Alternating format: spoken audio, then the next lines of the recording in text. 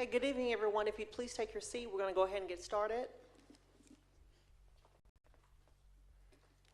I'd like to welcome everyone back from their summer break. Hope you all had a good time with your family and friends on last week.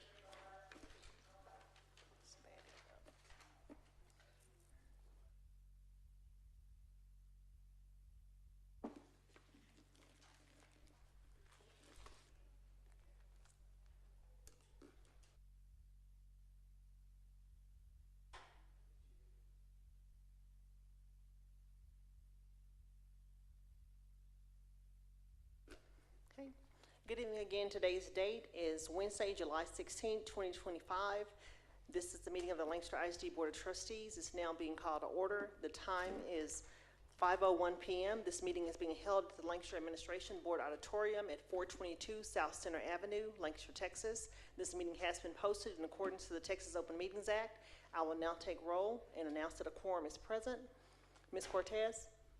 Present. Mr. Cluis? Present. Ms. Nichols? Present. Ms. Morris? Present. Myself present.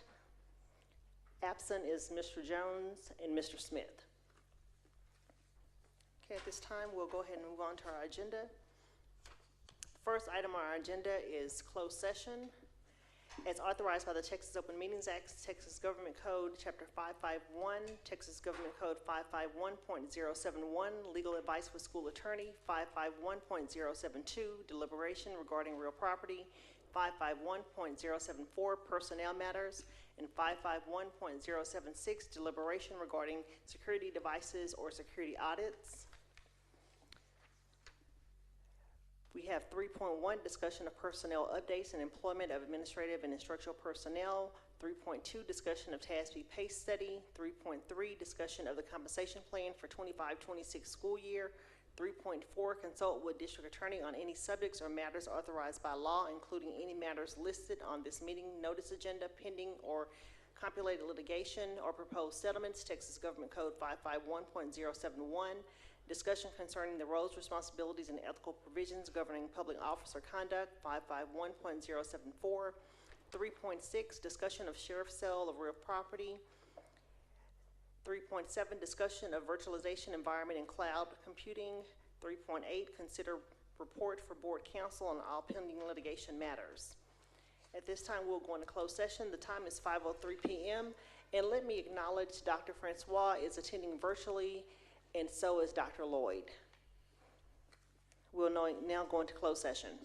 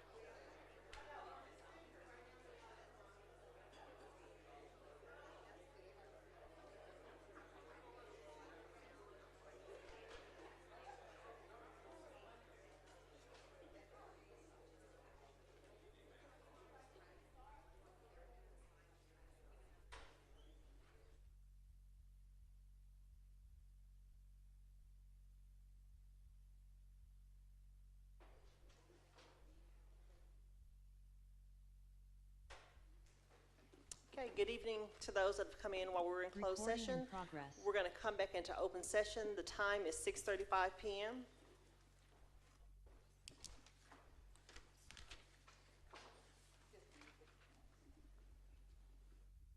Okay. In reference to closed session, we did have one item that we need to take action on.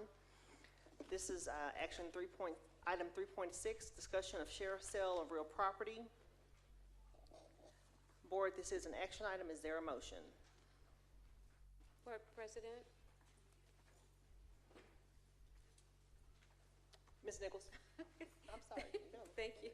I would like to make a motion on item number 3.6, discussion of the sheriff's sale, that we vote yes, we want to proceed with the sheriff's sale, and no, we are not willing to have the property struck off. Second. Have a motion by Ms. Nichols, a second by Ms. Morris. Any discussion from the board? Okay, hearing none, we'll call for the vote. Ms. Allen?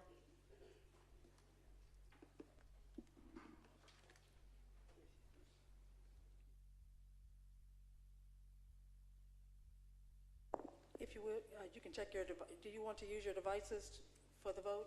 Yes. Madam President? Okay. Refresh.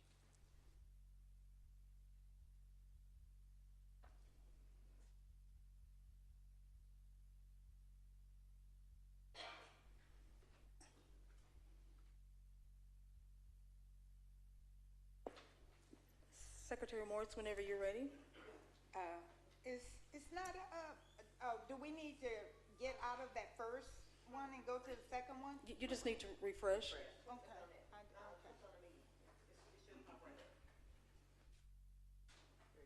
Thank you.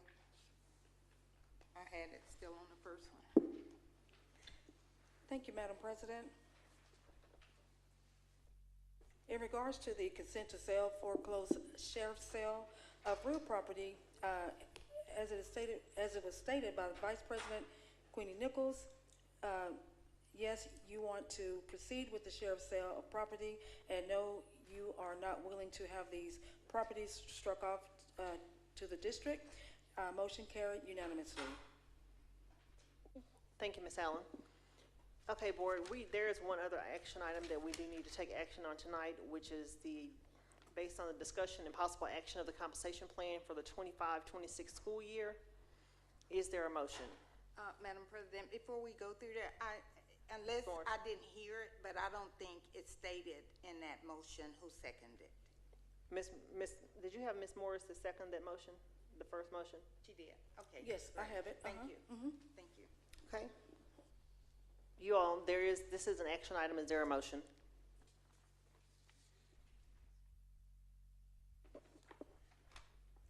It's 4.1 on your open session section.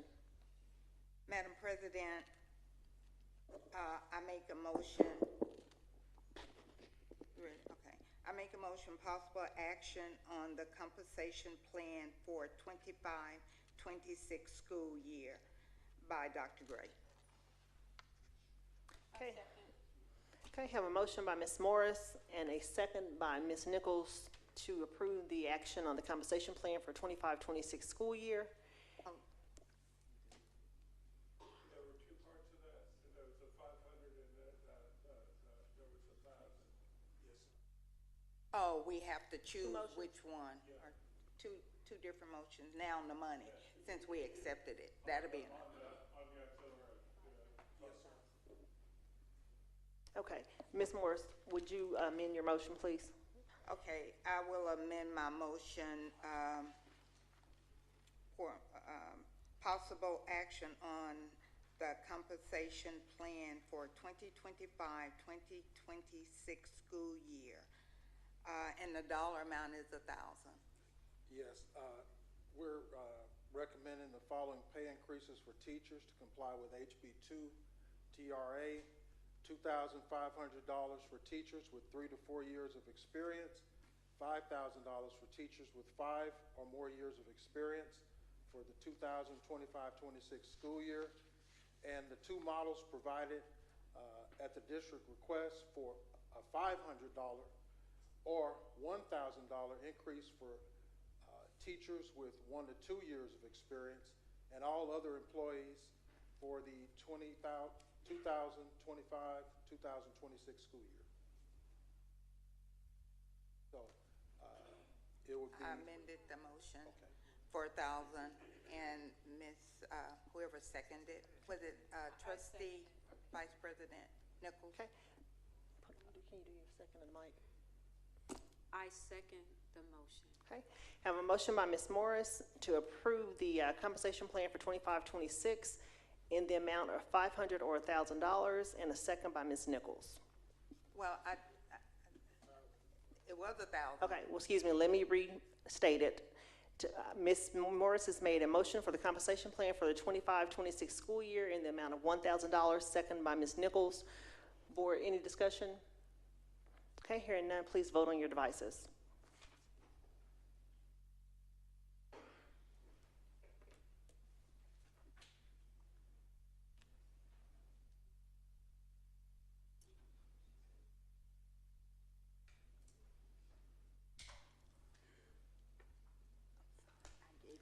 Madam President, whenever you're ready.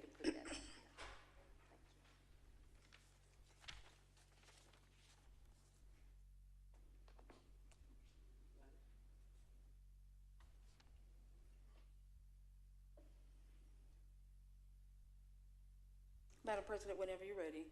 I've just refreshed, I'm waiting on it to pop up. Okay.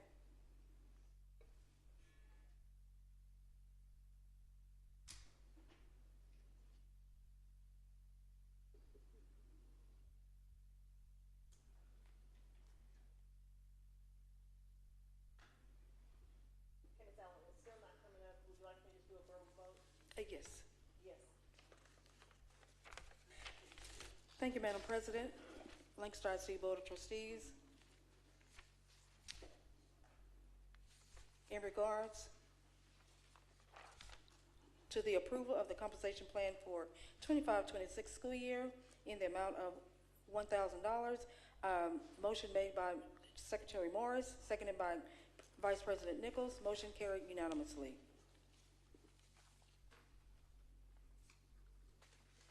Okay, thank you very much. Okay, at this time, we're going to move on to recognitions and commendations. Dr. Pereira. Thank you, Madam President. I'm going to call forward Ms. Kimberly Simpson to present that information to our board and our community. Ms. Simpson, the floor is yours.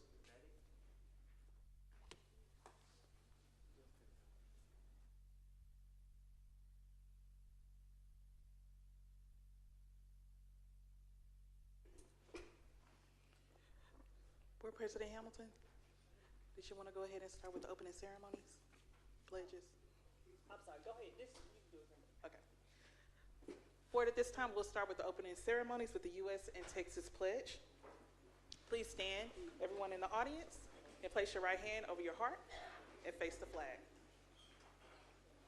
I pledge allegiance to the flag of the United States of America, the republic for which it stands, one nation, under God, indivisible, with liberty and justice for all. And now for the Texas Pledge. Honor the Texas flag. I pledge allegiance to thee, Texas, one state, under God, one and indivisible.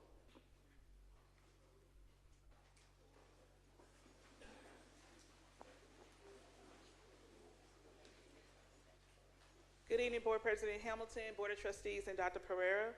Board, unfortunately, this evening we must announce the passing of two Lancaster ISD employees, crossing guard Homer Mabry and Pleasant Run Elementary teacher Doris Moore. Mr. Mabry joined Lancaster ISD 18 years ago as a crossing guard with Lancaster ISD Police Department. He was known for his unwavering dedication to student safety and the well-being of our students. Ms. Moore joined Lancaster ISD in 2023, where she served as a first grade teacher at Pleasant Run Elementary. She was known for her warm heart and commitment to student success. At this time, would everyone please join me in a moment of silence for our two employees who unfortunately are no longer with us.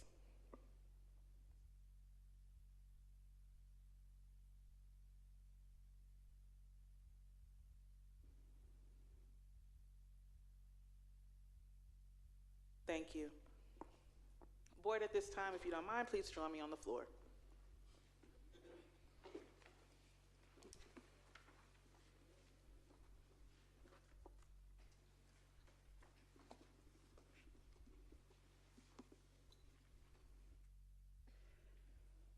And although we started on a somber note this evening, I think we have a group of students to raise up our spirits. I'm going to welcome up our Lancaster High School cheerleaders.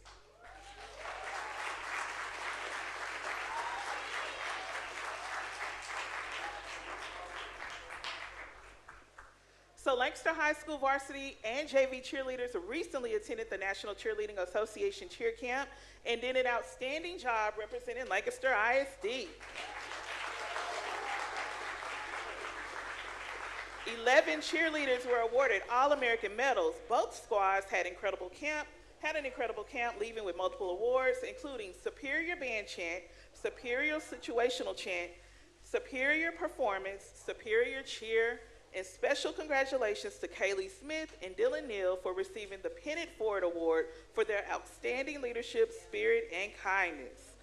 And not to mention, all seniors have been invited to try out for the NCA staff. Way to go, team.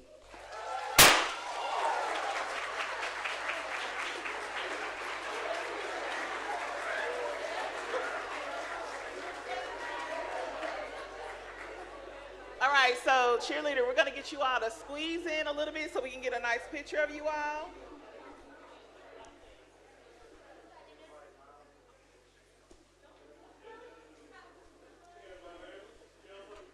El's up, right hand.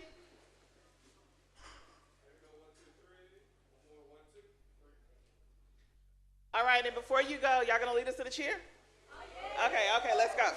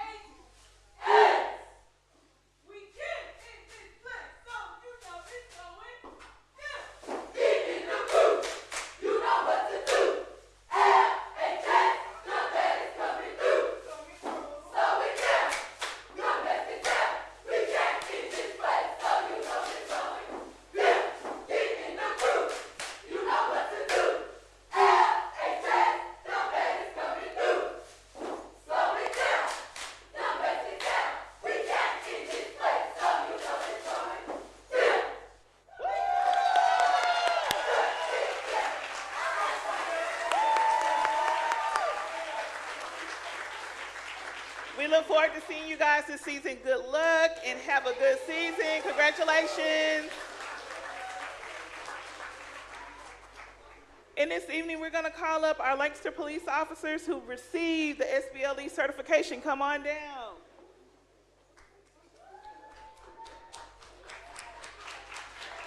Calling Officer Sergeant Bowling, Sergeant Washington White, and Officer Christian.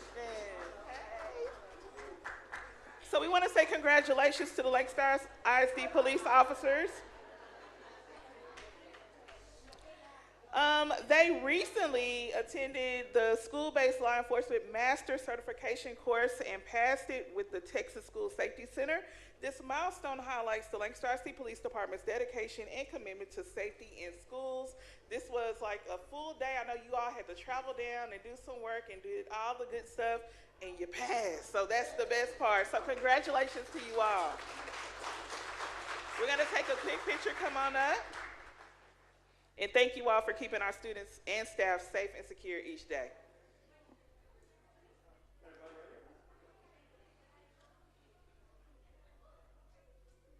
Thank you. I would ask y'all to do a cheer. Y'all got to cheer.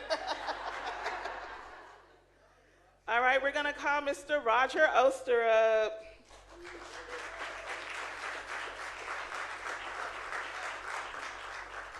Board, at this time, we want to call Roger Oster up because he is leaving us, unfortunately. I know. We are going to take this moment to thank Mr. Oster for his work as the Executive Director of Operations, Maintenance, and Transportation. We appreciate all he has done for Lancaster ISD, and while he is off to new adventures, we are excited to see what's next for him. We'd like to present you with a small token of our appreciation and wish you the best of luck, bestie.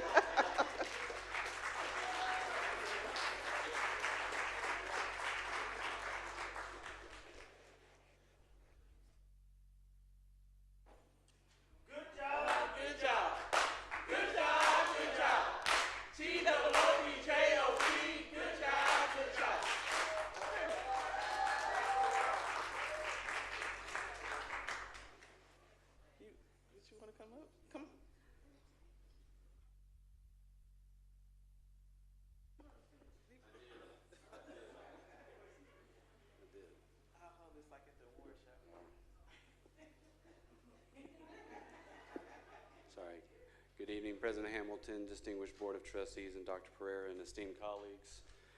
With heartfelt gratitude and reflection, I stand before you tonight. I want to express my deepest thanks to Dr. Pereira and the Board of Trustees for entrusting me with the privilege of serving as the Executive Director of Maintenance and Operations and Transportation. For Lancaster ISD, leading and contributing to our students and staff and community has been one of the greatest honors of my career. During my tenure, I believe we've made significant strides in the M&O department, streamlining operations, fostering teamwork, and raising standards to better serve our staff and students. These achievements were not mine alone, but a testament of the dedication and expertise of the support of the exceptional team with whom none of this would have been possible.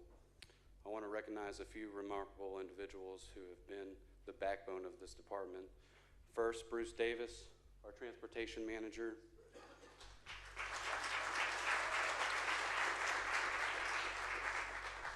Whose 17 years of experience combined with his time as a professional athlete playing for the Cleveland Browns have brought discipline, innovation, and reliability to our transportation operations. Bruce, your leadership has been invaluable, and I am grateful for your partnership. Next, David McKee.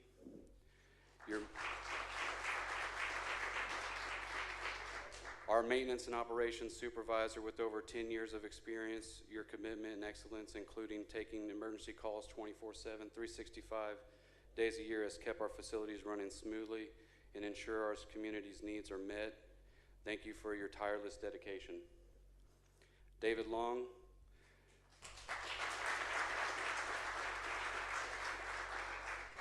Our trades and utility manager with over 30 years experience, master plumber's license, expert 3D printer, has been indispensable asset. David, I consider you not just a colleague, but an expert whose creativity and skills have elevated our team. Thank you for all the wisdom you bring. And of course, Patricia Wallace.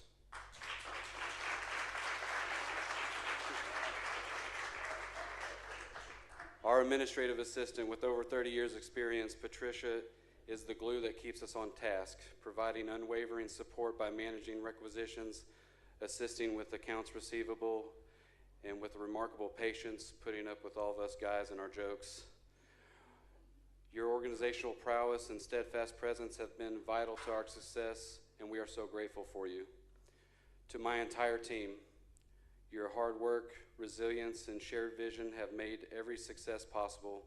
I leave with pride in what we've accomplished together and confidence that you will continue to drive this department forward. Once again, thank you, Dr. Pereira and the Board of Trustees, for this incredible opportunity. I carry with me gratitude, cherished memories, and deepest sense of fulfillment as I move forward in the next chapter. Lancaster ISD and its people will always be close to my heart. Thank you.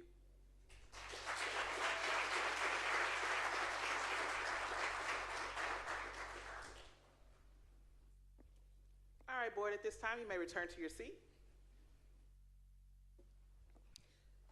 And continuing on, Dr. Pereira recently traveled to Japan with educators from across the country through the National Ed Leaders Field Study hosted by ACES International. While there, she visited schools, observed classrooms, and connected with students and school leaders to learn from Japan's educational practices. In a special moment, students even joined her in throwing up the signature L hand gesture, showing that Lancaster ISD is always on her mind no matter where she goes. And this summer, our athletic department hosted multiple athletic summer camps for Lancaster ISD 3rd through 6th grade students. Camps included basketball, baseball, softball, volleyball, football, soccer, and wrestling. The camps helped these young athletes build skills, confidence, and sportsmanship. Visit our district website to read highlights on each camp. And some general information and upcoming events. Meet the Principal Nights are already happening this week. Parents and students of Beltline Elementary and Lancaster Middle School were invited to meet their new campus principals. These meet and greets are an opportunity to meet principals, ask questions, and learn more about the campus vision for the upcoming school year. Beltline Elementary hosted their Meet the Principal Night last night, and Lancaster Middle School will host their Meet the Principal Night tomorrow at 6 p.m. On Thursday, July 24th, Beltline Elementary will open its doors for incoming pre-K 3 and 4 students for Tiger Day. Tiger Day is held to welcome our youngest Tigers to their new campus by allowing them to declare, "I'm a Tiger now," while parents receive vital campus information for the upcoming school year, and it's always a fun event. And yes, it is already that time again. As we prepare for the start of the upcoming school year, we have our information hub for students and families to receive necessary information ahead of the first day of school. Parents can find information on enrollment, school start and end time, school supply list, bus routes, immunizations, and more. Please visit our Back to School hub for all of your back to school information needs. And of course, Lancaster ISD is hosting its annual Back to School Bash on August 9th. The bash will provide students with much needed school supplies, clear backpacks, free haircuts, and more. Each Lancaster ISD campus will be represented and community vendors will be present. The Back to School Bash will be held at Lancaster High School and will start at 9 a.m. until 12 p.m. on August 9th. And it's time to kick off the new school year, and we will do just that with our new employee orientation that will begin on Thursday, July 31st at Lancaster Middle School. Additionally, to give an exciting welcome to our new employees, we are throwing a Lancaster Tiger League draft party Friday, August 1st at Lancaster Middle School Auditorium at 2 p.m. So we hope to see you there, board. And then on Wednesday, August 6th at 9 a.m., we're going to keep the momentum going with our annual convocation. Last year, we dreamed, believed, and roared. And this year, we want you to saddle up for success while we show how the best Southwest was won. And our teachers are eager to meet their students and parents for the upcoming school year. We have a few Meet the Teacher Nights on August 7th, August 8th, and August 11th. This information will be shared out with our parents and students as well. And of course, you all know it's not back to school without our tradition of the Red Carpet Welcome. The Red Carpet Welcome event will be held on the first day of school, which is August 13th. We will ask individuals to be assigned to different campuses to welcome our students on the first day in style. And yes, it is already time, so we're ready for the first day of school on August 13th. Put it on your calendar, and we hope to see you there. And board, this concludes our board acknowledgements and recognitions. Thank you. Okay, thank you. Okay, now we'll move on to citizens communications. Dr. Pereira, do we have any? Yes, we have one. We do have one comment. Board President, Mr. David Long.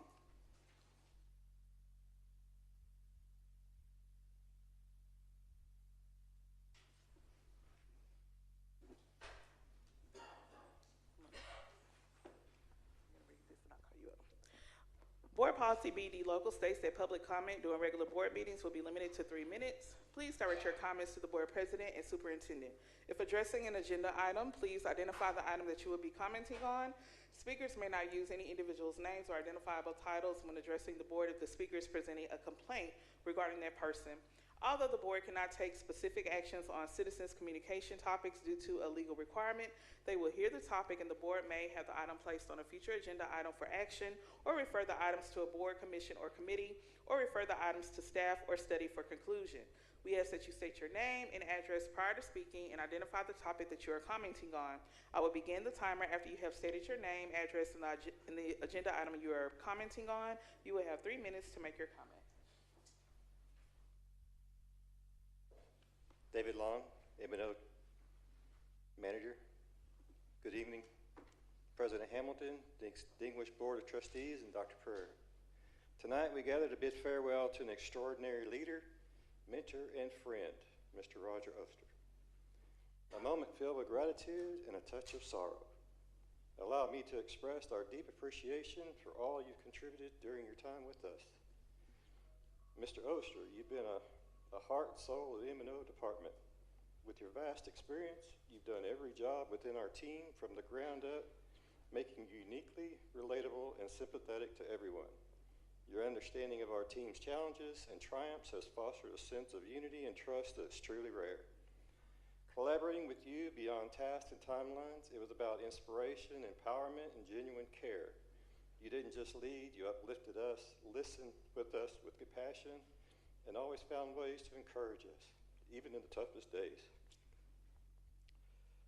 You are the salt of the earth, honest, humble, and grounded with a character that reflects integrity and kindness in all you do.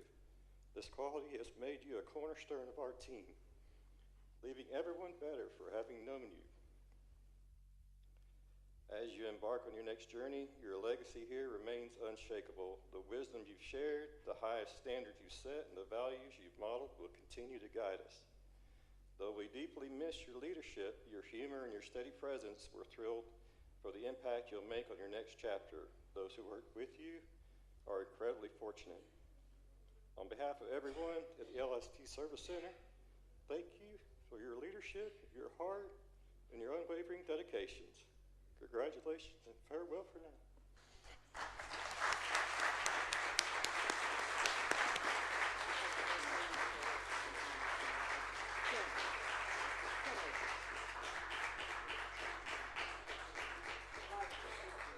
Can we have the maintenance team to join us on the floor so you all can take a picture with Mr. Oyster, please?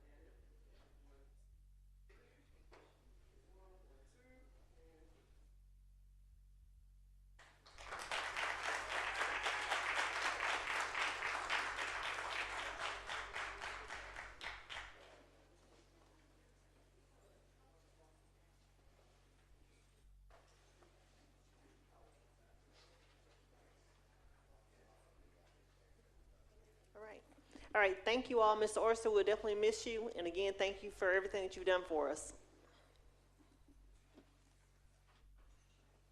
Okay, and now the next item on our agenda is the conservators report. Dr. Francois is joining us virtually this evening. Dr. Francois, the floor is yours. Good evening. Thank you, Board President Hamilton, trustees, and Superintendent Pereira. My report will be brief because I believe you all usually have received, as in past, my report for the month.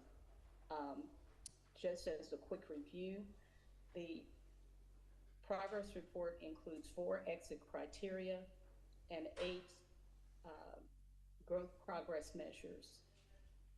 As of today, of the 8 GPMs, 3 are complete, so I'm very pleased to announce that, and 4 are well on track to completing. There is one that, of course, remains off track, and that is 3.2. I would recommend, again, that trustees pay close attention to the Code of Ethics and consistently follow the Code of Ethics in order to move the needle on this particular GPM. Also, a way to work through GPM 3.2 is to spend as much time as possible addressing and focusing on student outcomes. Between the focus on ethics and the focus on student outcomes, you should be able to move this from off track to on track and ultimately complete. That is a growth. That is definitely an area for growth. I do want to commend you that there is an area that I consider a GLOW GPM1, which involves having and holding timely meetings. I have been monitoring your meetings over about a period of a year, and the majority of the 24-25 meetings have met the standard. A few have run over 3 hours, and so I'm going to continue to monitor that, but I do feel very comfortable that as trustees you understand the importance of conducting business in a business-like manner and in a timely manner. So my hope is that we'll be able to move that out of the just on track to complete. Again, though, our focus on 3.2 is an area that you certainly can work on, and I do know that you all have committed to participate in a Team of 8 training in later on this month, and I believe it's next week. And Dr. Lloyd will be leading the trustees through some very important exercises that will address some of the concerns that are covered in GPM 3.2. So right now, I commend you again for those areas that are on track. I commend you for the area that appears to be getting ready to move into the complete column. And I highly encourage you to continue working on your ability to work with each other diplomatically and in a business-like manner. So, Board President, that concludes my report. Okay, thank you very much, Dr. Francois. Okay, at this time, we'll move on to Superintendent's report.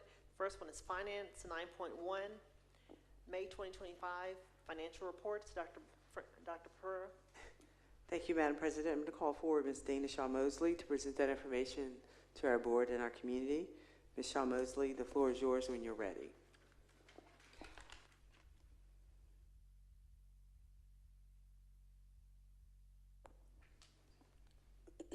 Good afternoon, Board President, board members, and Dr. Pereira. This evening I'm presenting the May 2025 financial reports. A full version of the May 2025 financial reports are uploaded in Diligent for your review. The first report represents the property tax that was collected for May 2025. This month we didn't collect any because we had to pay back funds for protests and refunds due to citizens for protests. So, and that payment back was, what they do is reduce the incoming taxes. So that was $91,726.64. The next slide represents basically an income statement for the general fund account. The top representing all the revenues collected for the month of May, year to date, and then the expenditures that were expended for up to the month of May. The next slide represents the top 10 revenue drivers we have, the top 2 being taxes collected and also the foundation funding. The formula funds we get from TEA, those are our top 2 revenue drivers in the district. The next slide represents our top 10 expenditures, with the top 2 drivers being instructional expenditures and also plant and maintenance and operation expenditures. The next slide is the income statement for food service. The tops are the revenues that we collect for all the meals claimed for our students. And then also the expenditures are at the bottom, which majority of our expenditures are for the third-party vendor that we pay for our meals served. The next slide represents the debt service account. Debt service, the revenues we collect for the interest and sinking account, and also all the payments we make for our bond payments are coming out of this account. We've made the February 2025 payments already, and in August we will be paying our August 15th payment. The next slide is an investment portfolio reconciliation. The district has 2 pools, Lone Star and Tex Pool, and we have 4 accounts there: the general fund account, debt service, capital projects, and child nutrition. This is where we collect all our revenues that come in for taxes and also from TEA payments, and we put the money here so we can earn interest on those accounts. Thank you. Any questions? Board, any questions? Okay, thank you. The next item is under Teaching and Learning 9.2, discussion of active playful learning, APL, core SMU partnership with Lancaster Independent School District. Dr. Pereira. Thank you, Madam President. I'm going to call forward Dr. Hairgrove to present that information to our board and our community, but I think he has some guests to introduce to us as well. Dr. Hairgrove, the floor is yours. Thank you. Board President, distinguished members, and Dr. Pereira, Superintendent. Active Play Learn has been a partnership with us for the last year, and we're going forward with them. They are part of SMU and the LEGO Foundation, and they have a lot of information that we want to share with y'all and the great work they're doing. So at that point, I will be quiet, and I will introduce Dr. Annie Wright with the program. President Hamilton, distinguished trustees, and Superintendent Pereira, thank you for having us tonight. My name is Dr. Wright. I lead the Center on Research and Evaluation at SMU and the Active Playful Learning Project. This project is just what it sounds like. Works to promote more active and playful learning in a way that deepens learning for students and promotes joy for teachers. This is primarily a coaching collaboration. So we are working around the country with school districts to provide coaching to your teachers. This is also a study, so we are researching the ways in which we can create more active, more playful classrooms. I'm here with our team tonight, including our coaches who have been in classrooms with your teachers and here to share a little bit about what we have done and will continue to do. Active playful learning, we think about the pillars that we really want to see in classrooms. These are things that we all want to see for our own children included. The pillars include learning that is active, engaging, meaningful. It's social. That means students are doing it with one another and with other adults. It's iterative, and most importantly, it's joyful. We also think about the practices. So these are the pedagogical strategies that our coaches are working with your teachers on. And ultimately, what we are all here for are for the students and for creating learning environments that increase what we call the 6 C's. We know that these 6 C's also align with board goals as well as district goals for student learning. This past school year, we were in all 6 of your elementary school campuses, working with 18 of your teachers. We provided 3 different professional development workshops, and we also participated in 3 community and family engagement events. Here's just a couple of pictures to share with you about some of those family nights, STEM Expo. I think one of our coaches was a science fair judge this year and enjoyed that very much. So let me tell you a little bit about how we approach coaching. In addition to the initial professional development workshops that we host with teachers, our coaches then come in twice a month to visit and do a coaching visit with teachers. And they come in unobtrusively in between to observe what's happening in the classroom. So our coaches are here in your schools pretty often.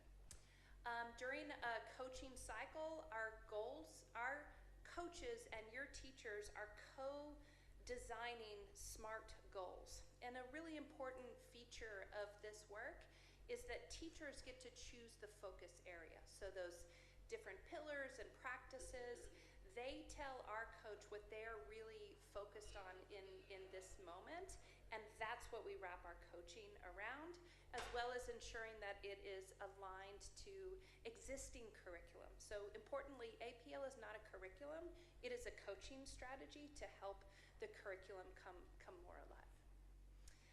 This past year, we saw a pretty even balance of language arts and math as a focus, and as you'll hear, we're going to focus in this upcoming school year on STEAM.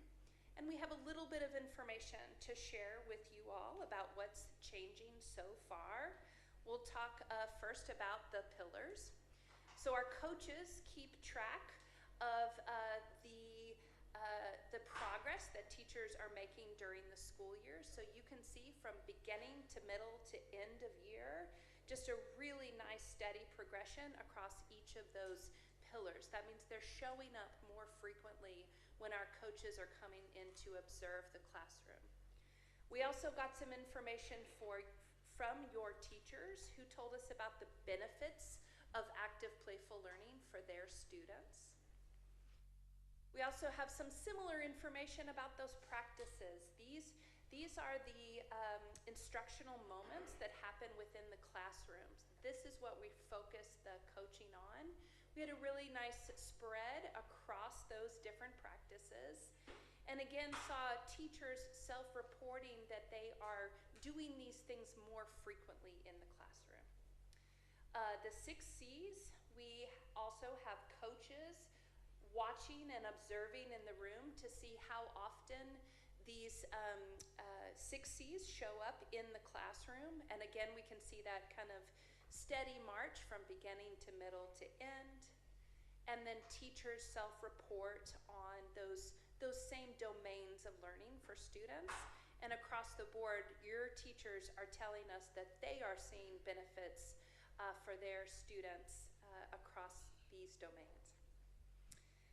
This really is just a preview. This is the information that we have so far. We also have quite a bit of other data coming in.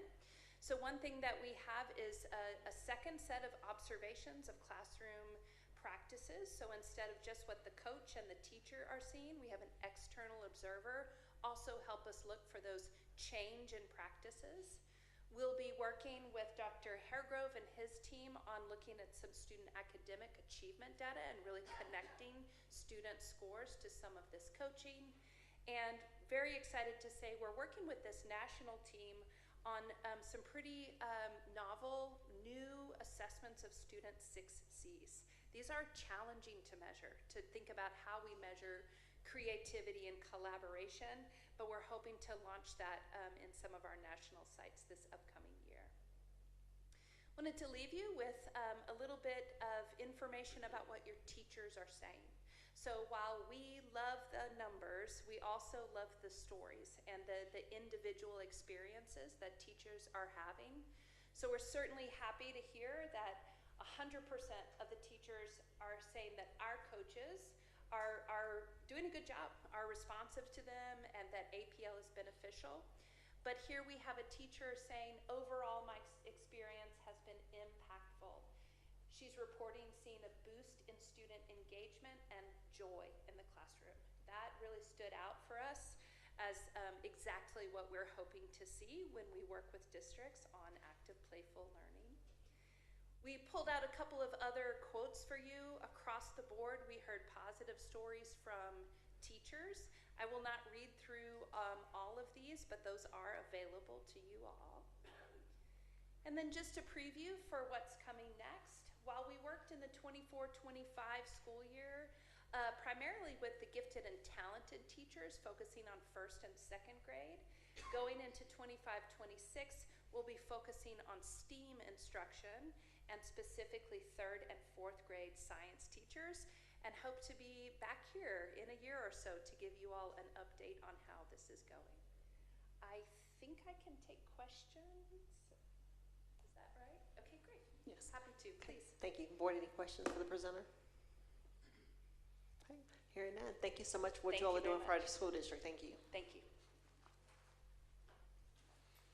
Okay, next on the agenda is 9.3, discussion of the end of year district improvement plan. Dr. Pereira. Yes, thank you, Madam President. I'm going to call forward Dr. Barker to share that information with our board and our community. Dr.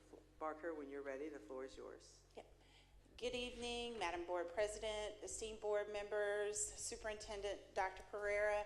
As I have for the past 4 years, I'm here to summarize the DIP. Of course, every year I do something a little bit different from the years prior. This year, I put into your packet the goals that we are moving forward with. I should say the goals are the board goals, but the things that we're moving forward with and continuing for the 25-26 school year. This thing, is it me or is this kind of loud? Okay, I'm staying back a little bit. So I just want to start with places of celebration. So in board goal 1, we saw an increase in our overall student performance in reading and also an increase in our levels of CCMR.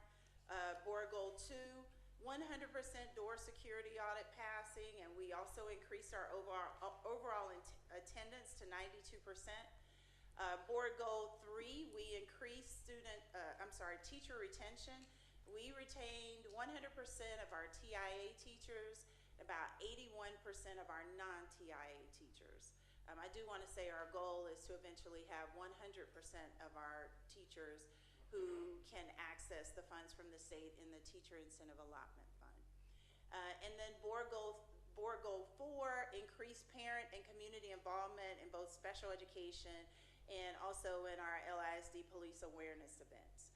So again, as I said, this presentation includes areas in which we will continue to focus on in next school year. I also want to give the disclaimer that even though I highlighted these particular areas as areas of celebration, throughout our DIP, there are several areas that we can celebrate. Those were just the ones that I chose to pick here today. So I didn't want any of my colleagues to say, wait a minute, we did such and such, or this is in the DIP and we accomplished this.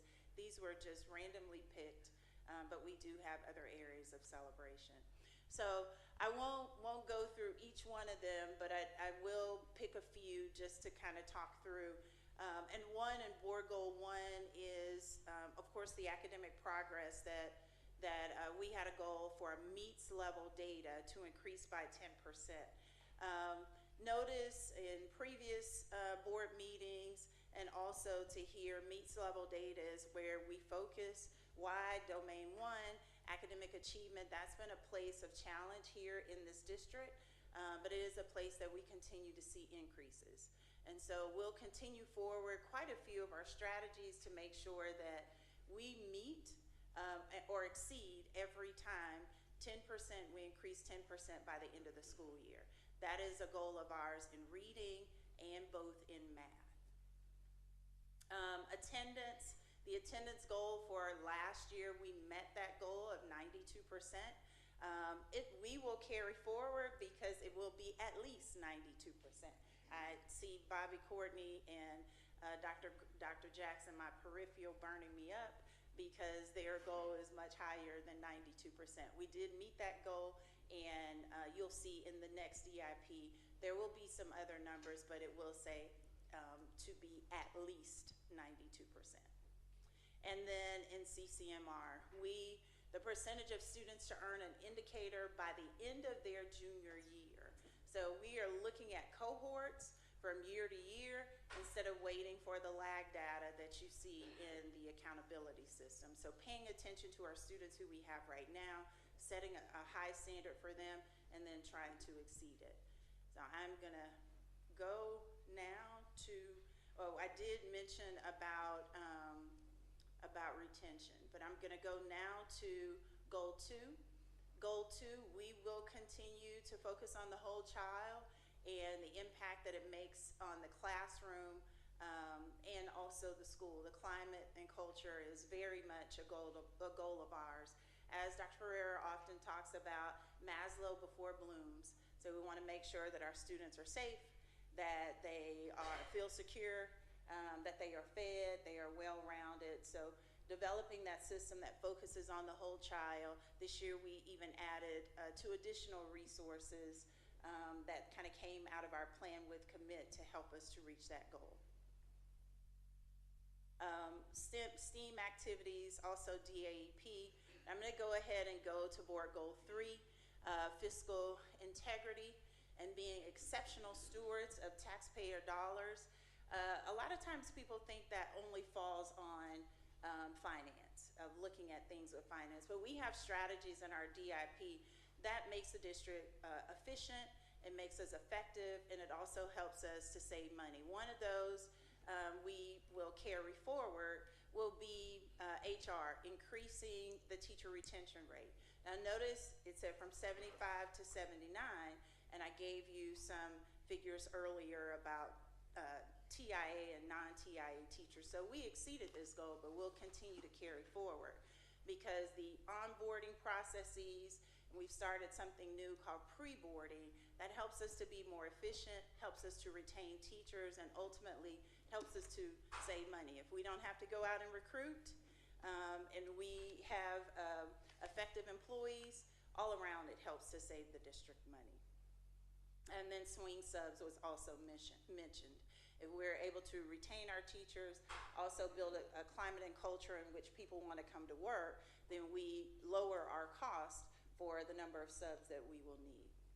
Because when you have a sub, you're paying your employee as well as the person who comes in. So board goal 4, establish confidence and integrity with our community through partnership. This one, by the end of the school year, 90% of our district stakeholders will respond positively on designated climate and communication instruments. That will always be a standing performance objective, that at least 90% of our stakeholders. Communications has come and talked to you about some of the impressions that we've had and the interactions with our social media, and you saw the high levels of engagement. Also, we've, and you've had a chance to go to some of our parent university and also some of our special education parent events. We do collect data from them as well to kind of understand if this was, if the event positively impacted the community or not. And so that will continue to be a goal of ours. And so with that, I will say thank you. We will and have already started working on the district improvement plan and the campus improvement plan. And I think we'll do a little bit with you all at the team of 8 to get your feedback on the district improvement plan. But with that, I'll take any questions. Okay, thank you, Dr. Bark. Any questions? Yeah, Madam President, I do have a question. Okay. Hold this one. Ms. Morris. Dr. Barker, thank you so much. The last 4 years you've been on target and you bring it to us, but you said some things different that I heard this year, and I want to appreciate that. Because as an elected official and a school board member, we have a duty of responsibility. We all know we run for children first, so do not mistaken for what I'm going to say. But number 1, well, number 2, because number 1, we know it's about the kids. But nobody seemed to understand our real position as a board member, and you just brought it out. I mean, we should be part of the partnership with you to bring it in. We need to be included in that partnership, stakeholders with the stakeholders, and make sound decisions. Those are fiduciary duties that we should hear more, and it should be on our tracking, how we actually have a sound decision when we vote on that budget. And thank you for our budget, and our budget is always on target. And with your plan and the budget, it just meets together. So I just wanted to highlight our real responsibility when we are elected, to make sure the kids have the money in the right place. That's putting them first. Thank you. Ms. Nichols. Thank you so much. I appreciate it. Thank you, Dr. Barker, for your presentation. My question is in reference to goal number 4, and in reference to the partnership. Is it possible that we could provide, that we could get the information in reference to less talk? I want raw data. I don't want any filter data and anything like that. Is that possible? I just want to see how it aligns with this goal. I know you mentioned it was at 90% or whichever. I'm just trying to see factual, how did we get there? So if it's possible, I don't need it right now, but just probably for the next meeting, if you can provide us that. And then also if you can break it down by districts, that'd be great as well. Yeah, I'm not sure if we could do that. Most of the information that I'm talking about here has to do with some of our events and some of our newsletters and things like that, that may not be reflective of data we collect in Let's Talk. We use some other mechanisms, but I could work with Dr. Pereira and try to figure out how to get the information that you might need. So since we're speaking of Let's Talk, I would like to have that information to compile with that. I just want to try to feel, as Trustee Morris mentioned, that the partnership piece is important for me as a trustee, and I think all of us, to be able to really be able to factually state that these numbers are justifiable. So if it's possible, if it's going to take a lot of time, we can talk about that, Dr. Barker as well, Dr. Pereira as well, on what I need. So Thank you so much. Appreciate it. Yes, I think Ms. Simpson has had that in her reports as well. Ms. Simpson, I don't know if you want to speak just a little bit about this Let's Talk, because I know you've presented information to the board. Sure. In my recent communications update, I did give those numbers. That's how I know that we were able to get to the 90%. I can pull that report for you. I did have that information in there. It was on a screenshot, actually. Yeah. We have that information by campus and a district as a whole. Yeah. I don't want it filtered. I just want the data. It's brought not in. filtered. It's Okay, the well, actual I'm just data. telling you, I don't want it filtered. I just want it raw. Okay, that'll be helpful. Thank you. All right, thanks. Okay, any other questions? Nope. Okay, That's thank you, all I Dr. needed. Barker. Okay, the next item is discussion of the 2025 HB3 Early Childhood and CCMR Board Goals. Dr. Pereira. Thank you, Madam President.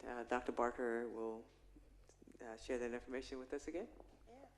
Good evening again, Madam Board President, esteemed board members, Superintendent Dr. Pereira. I am here actually on Ms. Bell's behalf. She's on a flight back from the Gear Up Conference representing our district. So this will be a very quick presentation. It is a part of our responsibility as a district to present to our board our HB3 goals and our CCMR goals. If you recall, last year we did a gallery walk. During a board meeting, you all were very much involved with where and how. I will be in 3 minutes, I promise. That we were very intentional about collecting what you thought and where you thought our goals should be. And so it's a refresh. You all, again, information purposes, you all voted on this last year, and we keep these goals for 3 to 4 years. What we determined, for 5 years. What we determined last year was that our early childhood math, we would look at 45% at meets level. For reading meets level, and 90% of our cohort would have a CCMR indicator. Again, this was something that we work with you all. You'll also see whenever we do our DIP, get feedback from you all, that there are some specific things that we are doing at the early childhood level to make sure our kids are at grade level reading by the end of 2nd grade.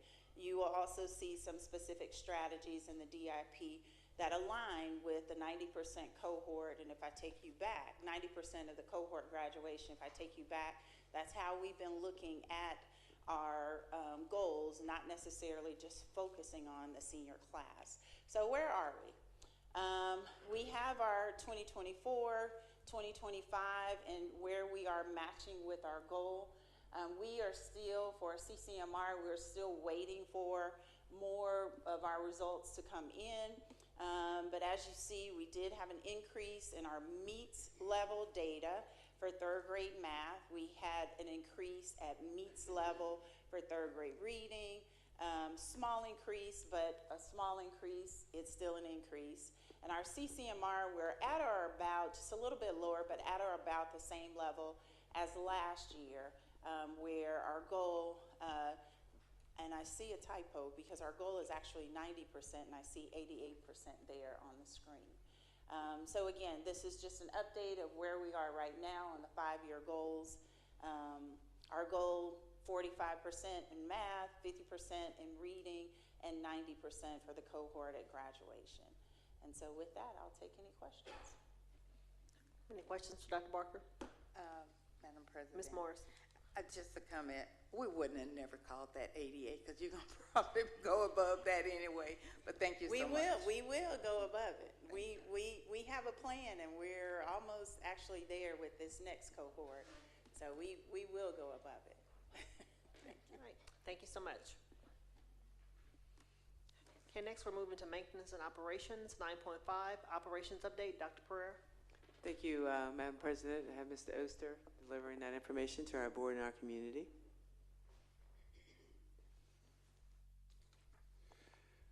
Good evening, President Hamilton, distinguished Board of Trustees, and Dr. Pereira. I'm here tonight to present our operations update. Since my last update, My team has been staying on top of requests throughout the district. Most recently, we finished the CTE awning for the food truck and smoker. We also repainted Beltline Elementary and cleaned up some sidewalks around the district, as you can see on the picture there.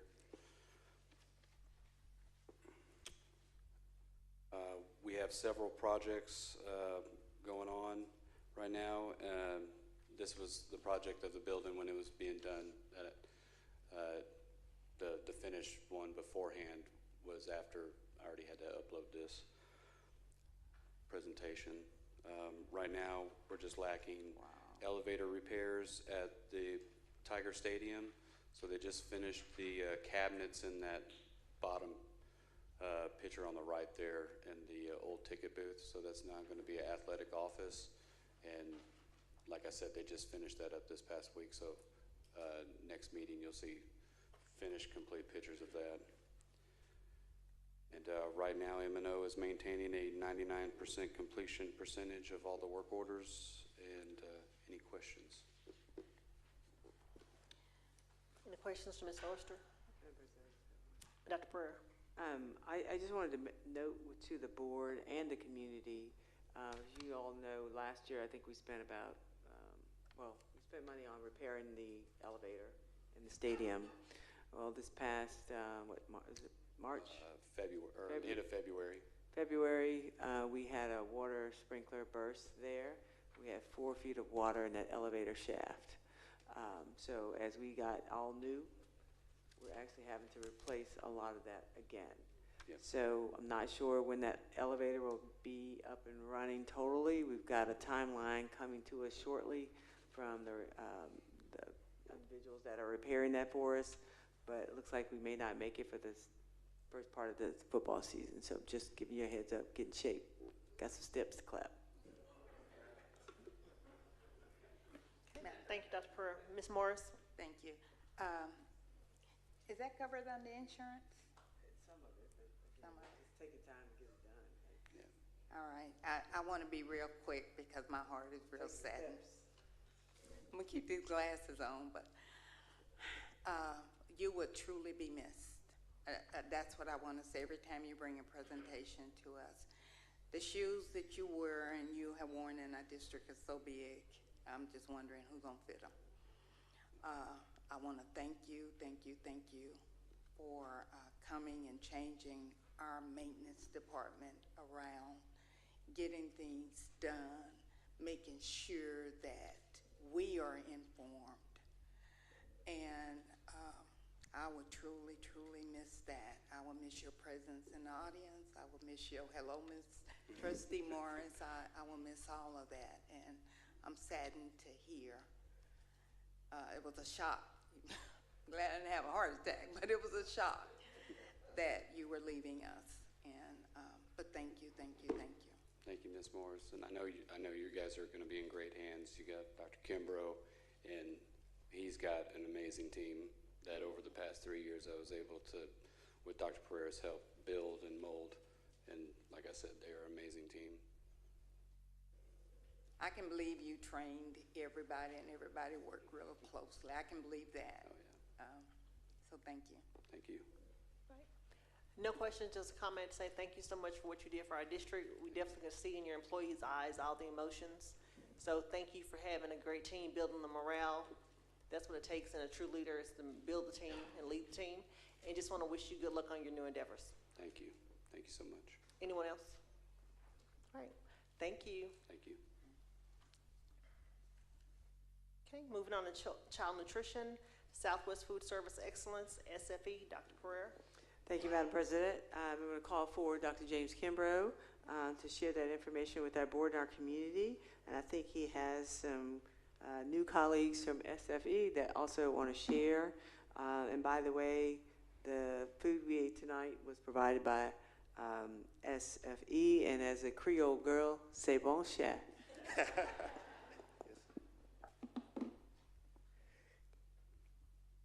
Good evening, President Hamilton, distinguished Board of Trustees, and Superintendent Dr. Pereira. As Dr. Pereira did state, we do have a new FSMC, which is Southwest Food Service Excellence, who we approved in at the May board meeting. Their first start date was July 1st, so they have been feeding our students and our community since July 1st through the summer school program. They did prepare the catering tonight, and I also want to mention they did that at no charge to show their commitment to this new relationship with Lancaster ISD. And it was good. And that is the one thing I would like to share just for a laugh, and I did share with them, if you can't season your food, you can't stay in Lancaster ISD too long. So, with that being said, I will yield this time to Ms. Diana Jones, who is the Regional Director for SFE. Thank you. Well, I'm glad to hear you guys enjoyed it. We were excited to get to have the opportunity. And so tonight, I just want to say again, thank you to the committee and to the board who voted with confidence for us to become your new partners in child nutrition. And that's very important to us and what we do. So again, I'm Diane Johannes, Regional Director for SFE, and I've got some of our team members tonight. So I'll let Anna and Dustin come up and introduce yourselves first, and then we'll get into our PowerPoint.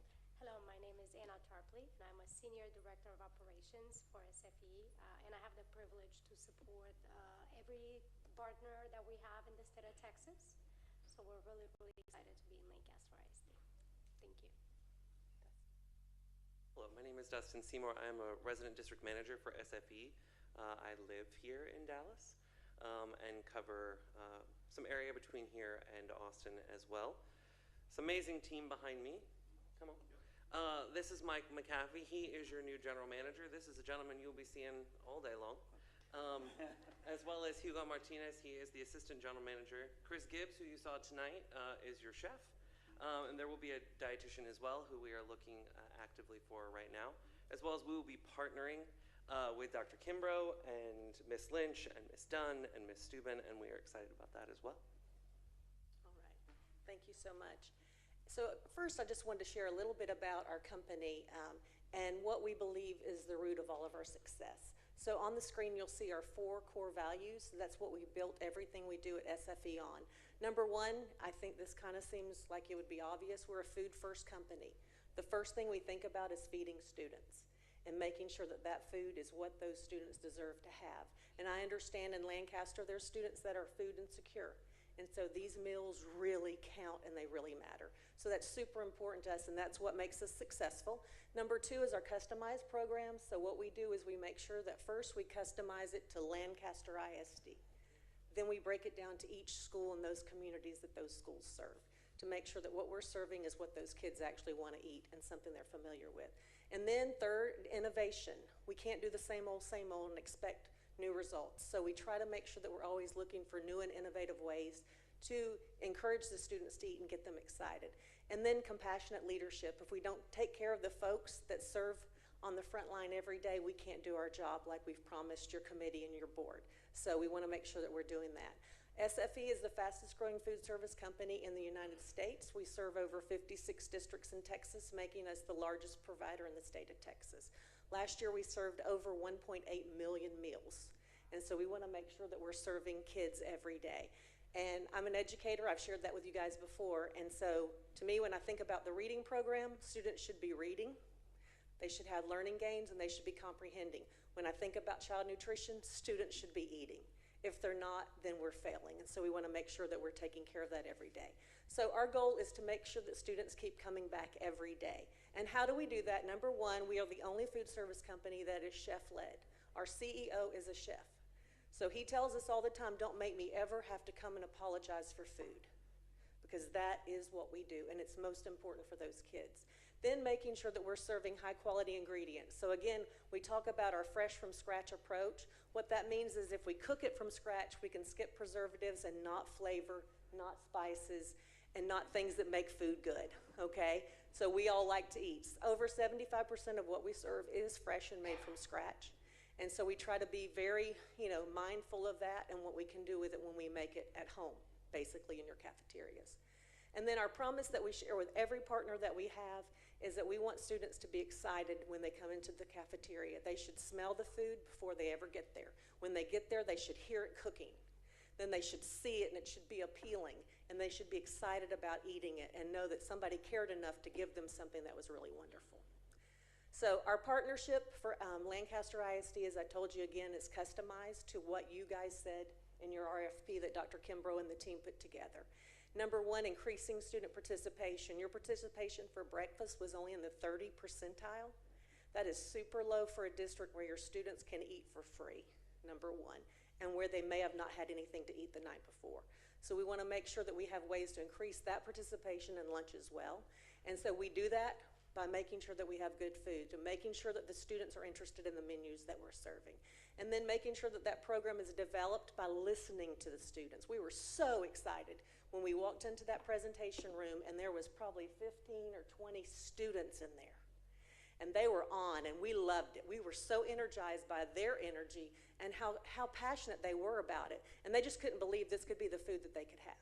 So making sure that we're listening to those students, and that's something that this team behind me will all make sure that we're doing through surveys and through Flavor Fest and things that you don't even know about yet.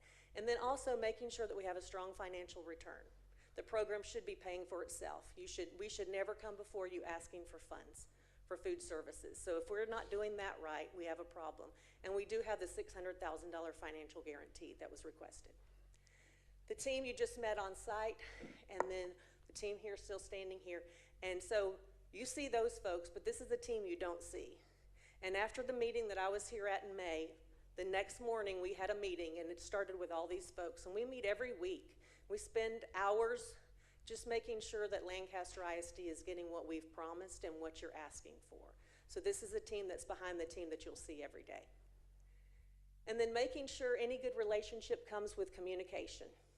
Care what kind of relationship it is, it'll fail if you don't communicate. So making sure that we're communicating with you as the Board of Trustees, making sure that we're understanding that we are guests in the houses of each principal in this district, and working with those principals to make sure that we're meeting their expectations, and then making sure that we're communicating with parents through newsletters and things that we can send out in the community to promote Lancaster ISD and what you're doing that's great here. So we have a CNOPS team that makes sure that all of our menus are compliant. That's required by USDA, but we will do everything we can to make it all taste good and make it look good and still stay in compliance. And then making sure that we're thorough in all of our production records and counting and claiming so that we're always audit ready and nobody's scrambling at the last minute. Our registered dietitians, and you will have one on site, they will make sure that we're making all of our menus so that the students can enjoy those. We're also making sure that we're very aware of any special dietary needs or allergies. Your school nurses have access. We have something NutriSlice, but we've branded it SFE to Go app, so all of your parents can download that app for free. They can see every menu item, and it's interactive. They can let us know at the end of the day if their student liked that lunch or not. So making sure, and then the nurses can see everything from food allergens to carb counts to anything that they would need to know for a student that has special needs. And then we believe in education. We believe that students need to understand why it's important to have good nutrition. So we do different things like hydroponic gardens. We partner with the Bronx,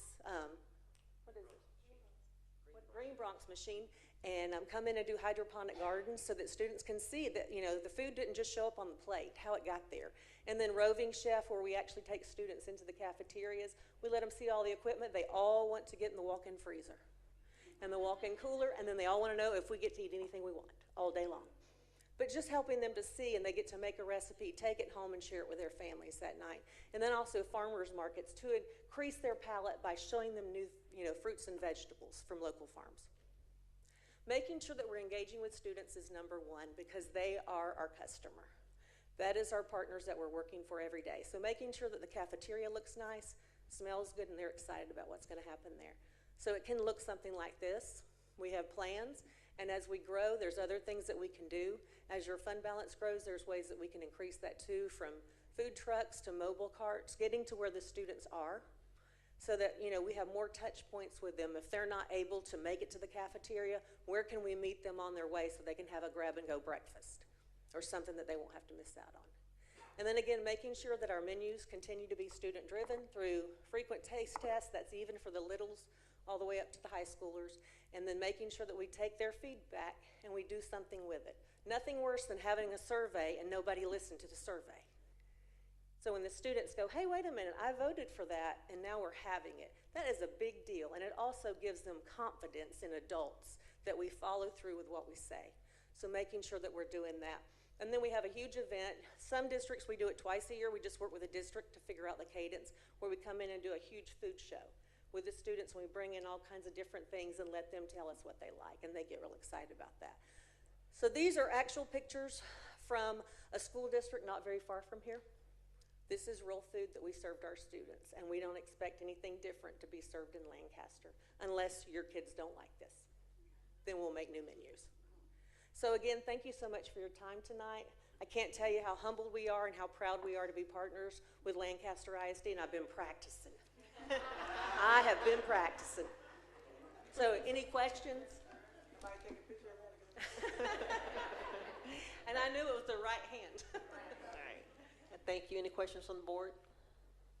Okay, hearing none. Thank you all so much. Thank you. Okay, at this time, we'll move on to the adoption of the consent agenda. I'm sorry. I think Trustee Nichols, no, I'm sorry, Trustee Cartet, you asked about the, that pasta we had. Are the kids gonna get that? Is that gonna be on the menu? Wow, that's expensive. Thank you.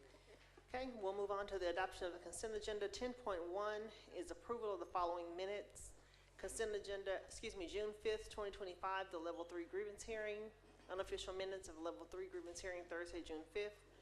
June 17th, regular board meeting. Unofficial minutes of Tuesday, June 17th, 2025 at 5 p.m. Board, this is an action item. Is there an action?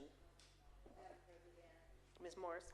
I would like to make a motion that we accept the June 5th, 2025 level 3 grievance hearing and June 17th, 2025 regular board meeting minutes. Okay, have a motion by Ms. Morris. Is there a second? Second. Have a second by Mr. Cluis. So the motion is to approve the consent agenda as presented. A motion by Ms. Morris, second by Mr. Cluis. Any discussion? Hearing none, if you'll please vote from your devices.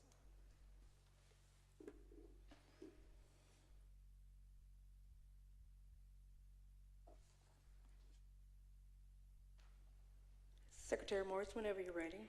I'm sorry, I'm That's okay. refreshing again. Thank you. There you go. Thank you, ma'am. Thank you, Madam President, Secretary Morris. It is in regards to the approval of consent agenda for the following minutes: June 5th, 2025, level 3 grievance hearing, and June 17th, the regular board meeting. Motion carried unanimously. Okay, thank you. Okay, we're going to move on to our action items. First one is under teaching and learning. 11.1, discussion and possible approval of the 2025-2026 DCJJAEP Program Memorandum of Understanding. Dr. Pereira. Thank you, Madam President. I'm going to call forward Dr. Marcus Jackson to bring that information to our board and our community. Dr. Jackson, the floor is yours, sir, when you're ready. Thank you. Greetings, Madam President, distinguished board members, Superintendent Dr. Pereira.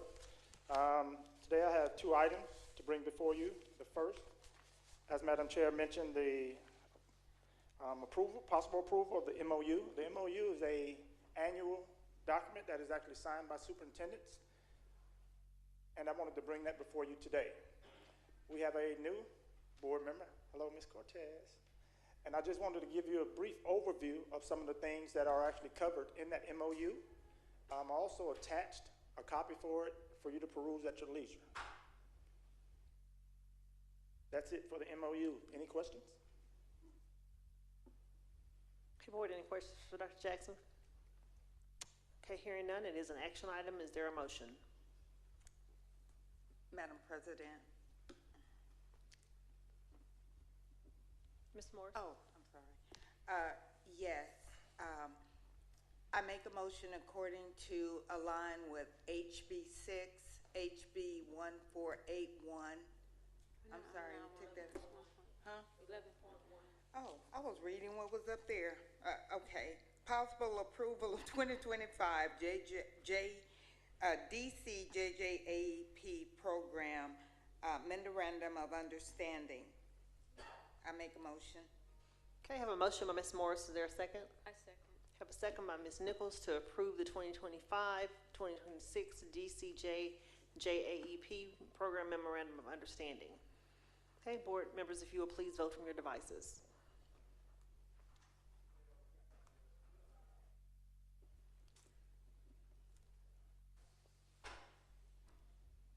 Thank you, Madam President.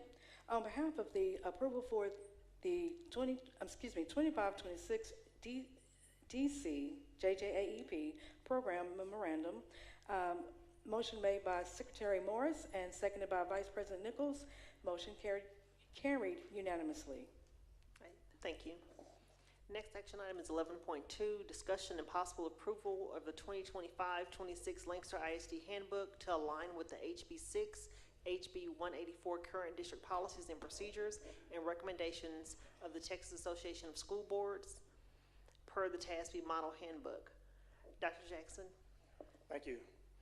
I would like to first preface this discussion by thanking the actual committee that came together. Ms. Morris, you mentioned the partnership that must be formed, and we actually did that. So thank you, Ms. Nichols, Ms. Cortez, and Ms. Morrison for being a part of that committee. Additionally, we had principals, we had teachers, and we had parents on that committee, and we had some very rich discussion and dialogue as it relates to these new pieces of legislation, and I'm excited to bring these before you today. First, we'll dive into House Bill 6. This is actually discussing our discipline guidelines as it relates to out-of-school suspension.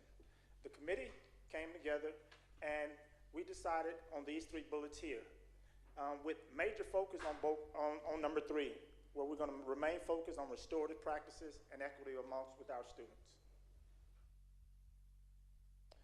One of the things I liked with the committee, we wanted to get real specific in regards to violations that warrant out-of-school suspension, and we have those outlined here.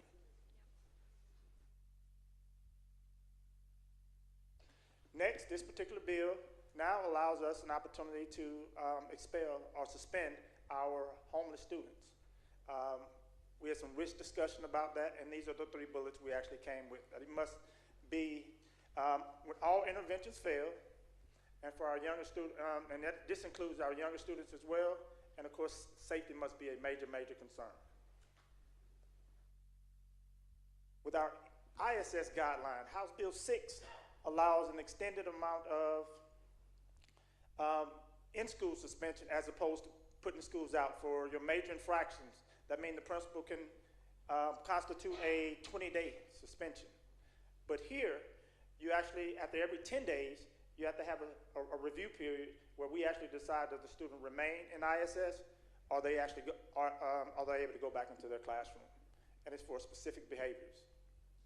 And of course, once again, that committee outlined those specific behaviors. I'd like for you to pay attention to the vaping. If you remember a couple years ago, the board was ahead of the curve because there was a state law that came out that said it was a mandatory 45-day DAP infraction for any infractions. But this is an epidemic. So I like how the committee actually came up and were very specific in regards to placing students in ISS for this infraction.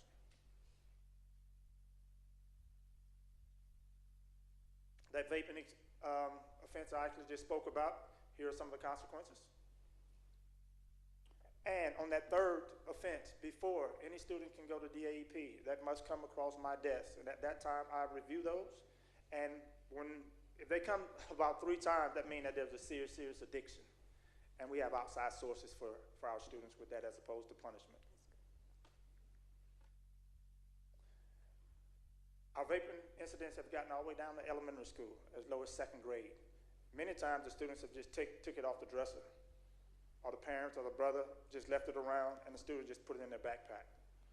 And these are the 3 offenses here as well. We do more education with this piece here. And Chief Worley and his staff do a great job going around to our schools, talking about the serious effects drugs has on your body and how they shouldn't be used at all. This was a really good topic. Last year, we had a rush of parents coming to the district office because an administrator handed down some stiff policies for a group of students who were going in and out of the door and propping the door. 2 days later, there was a shooting at Hudson. So we stood by that administrator for giving those consequences, but we noticed we didn't have anything in our student handbook. So we wanted to place this in our student handbook with this particular infraction. I would like to thank Trustee Nichols and Mr. Slaughter for engaging in some deep dialogue with our parents around this particular issue. Some of the parents said, hey, it's just a mistake. Kids are going to be just kids. And then the question was asked, how would you feel if that was your child that got shot? And the discussion immediately shifted. So that was great dialogue between the parents and the administrators at the school and the board members. And that concludes House Bill 6. The next bill is House Bill 1481. This is the new one that involves cell phones. I left the link there for you to actually take a look at it at your leisure. I actually also gave you a highlight of actually what's already, I gave you a picture of what's exactly in our current handbook, but I wanted to highlight what the current law states. And what the current law actually discusses is this includes smartwatches and any type of headphones and other devices. All of that is under the umbrella of cell phones now. Currently, right now, we actually have this in our handbook. However, we're awaiting specific legislation to actually come down because this must be in effect by August 1. That specific policy information and literature will be coming out soon. So we'll be coming back to you in August to adopt that policy, but here we're seeking approval to move forward with placing this in our handbook to inform our community that is actually coming. And once again, here are some of the offenses. I like how the group came together and we talked about warning. I've actually seen this in action team where an administrator would just simply say, hey, I'm supposed to see your phone, and the student would just put it up.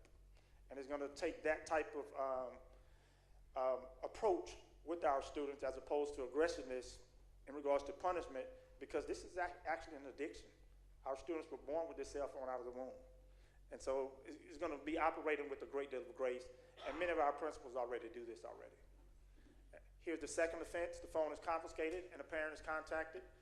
But 3 years ago, we actually voted for that $15 fee. It was $25. We moved that fee down.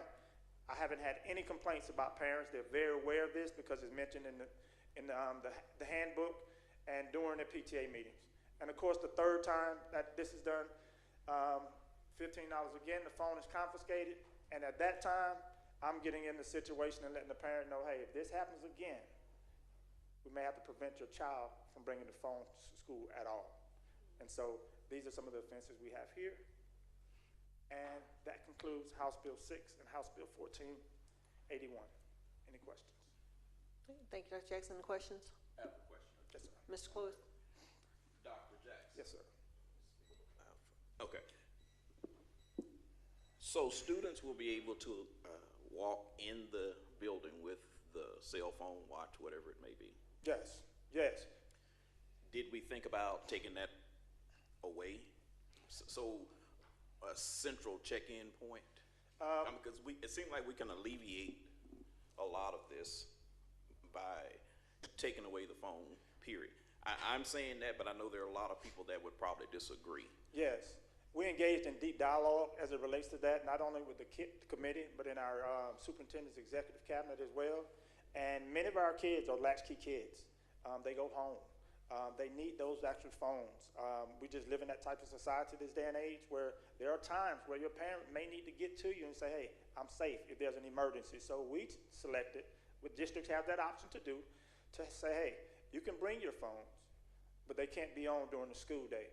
Currently, right now, in practice, many of our schools, first thing in the morning, boys and girls, this is cell phone time. I need everyone to turn your cell phones off and place them in your bag, and they will not be allowed to be seen or heard until the end of the day. And that is working pretty good. So we're going to continue that particular practice.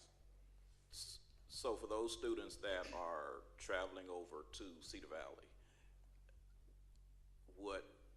I guess the same rules apply for them, and I know, I want to say my child probably uses her phone in terms of hotspot Research and things of that whatever nature. that the computer, because I think some of the websites she can't access from the school district device. Yes, and of course during Cedar Valley, of course they will still have possession of their phone, and of course they'll be able to use their phone at Cedar Valley, and that won't be a problem at all. And they'll turn those off when they come back into the building. So what about those classes that are taught over at the high school for those students? They have new iPads. They will have new iPads this year. Okay. Remember, we're getting those new iPads. Right. A lot more access, so therefore phones still must remain off at that time. I think that's, you said a lot more access. Yes. So that may answer part of my question in terms of the students that are going over to the college. Correct. But I still think that there will be a problem with those students who are bringing them in, maybe forgetting to turn the device off when, for whatever reason. It's going to be a grace period. Yeah. But I've actually seen principals in action, and with me always being in schools, there's been several times I simply told students, hey, is something wrong with my eyes? I know I don't see a cell phone. Mm-hmm. And they simply, sorry, Dr. Jackson, and put them up. When you approach them with a great deal of respect, they give it right back to you. And I'm talking about, I'm operating on about a 99.5% efficiency rate in regards to communicating with, I've seen principals do it as well. Okay. Thank you, sir. Do anybody else have a question before I ask? Madam President, thank you, Madam President. So I first want to thank Dr. Pereira, because since she's been here, I know, sitting here in this seat, that children are always first in making a decision, even with the behavior. She believes in rehabilitation. I've seen that, I experienced that, and her staff members, as well as you, Dr. Jackson. Dr. Jackson, thank you. I was glad to see some of the changes, the mandatory 10 days, to go back to review that behavior while you're there in that setting. So I just want to, congratulate the staff and the individuals that was on that committee and the leadership of Dr. Pereira in doing what you do. Thank you. Okay, any other questions? All right, thank you, Dr. Jackson. All right. Okay, we're moving on to finance, which is 11.4, discussion and possible approval. Oh, excuse me, let me go back to 11.3, sorry. 11.2. That's 3. 11.3, discussion and possible approval of virtualization, environment, and cloud computing. Madam President, this is an action item. Oh, I'm sorry, you all. Okay. It is an action item, I'm sorry.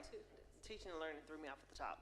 So this is an action item to approve for the 2025-2026 Lancaster ISD Handbook to align with HB 6 and HB 1481, current district policies and procedures and recommendations from the Texas Association of School Boards per the TASB Model Student Handbook. Is there a motion? I'd like to make a motion. Second. Ms. Cortez? I move that we approve the 2025-2026 Lancaster ISD Student Handbook to align with House Bill 6, House Bill 1481, current district policies and procedures and recommendations from the Texas Association of School Boards per the TASB Model Student Handbook. Okay, have a motion by Ms. Cortez. Is there a second? Second. A second by Ms. Morris to approve the 2025-26 Lancaster ISD Handbook, HB 6 and HB 1481. Board, if you all will please vote from your devices.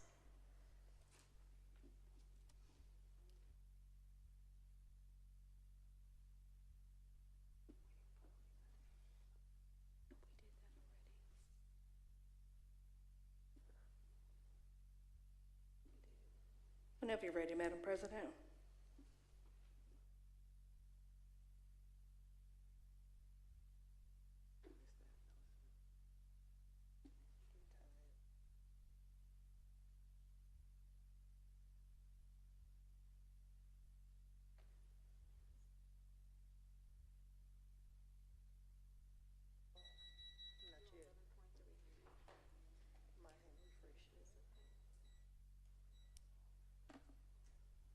Madam President, would you like me to vote on your behalf?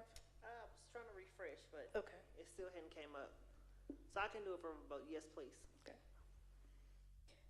Thank you, Madam President. On behalf of the Lancaster ISD Board of Trustees, you were able to approve the 25-26 Lancaster ISD Student Handbook to align with HB 6, HB 1481, current district policies and procedures, and recommendations from the TASB per the TASB Model Student Handbook. Motion carried unanimously.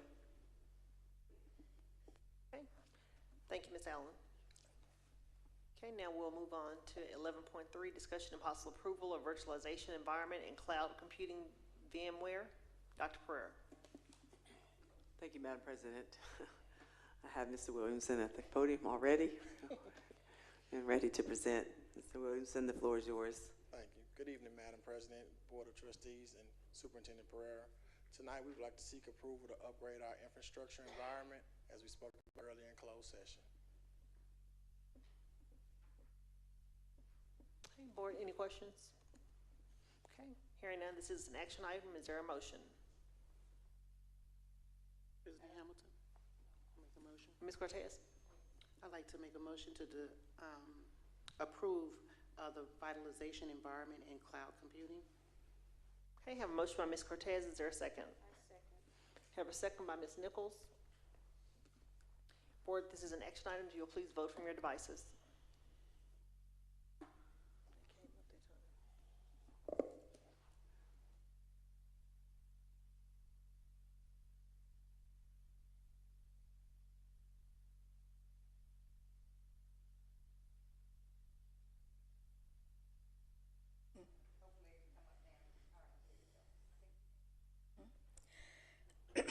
Thank you, Madam President. Lancaster ISD Board of Trustees, on behalf of the approval for the virtualization environment and cloud computing, motion carried unanimously.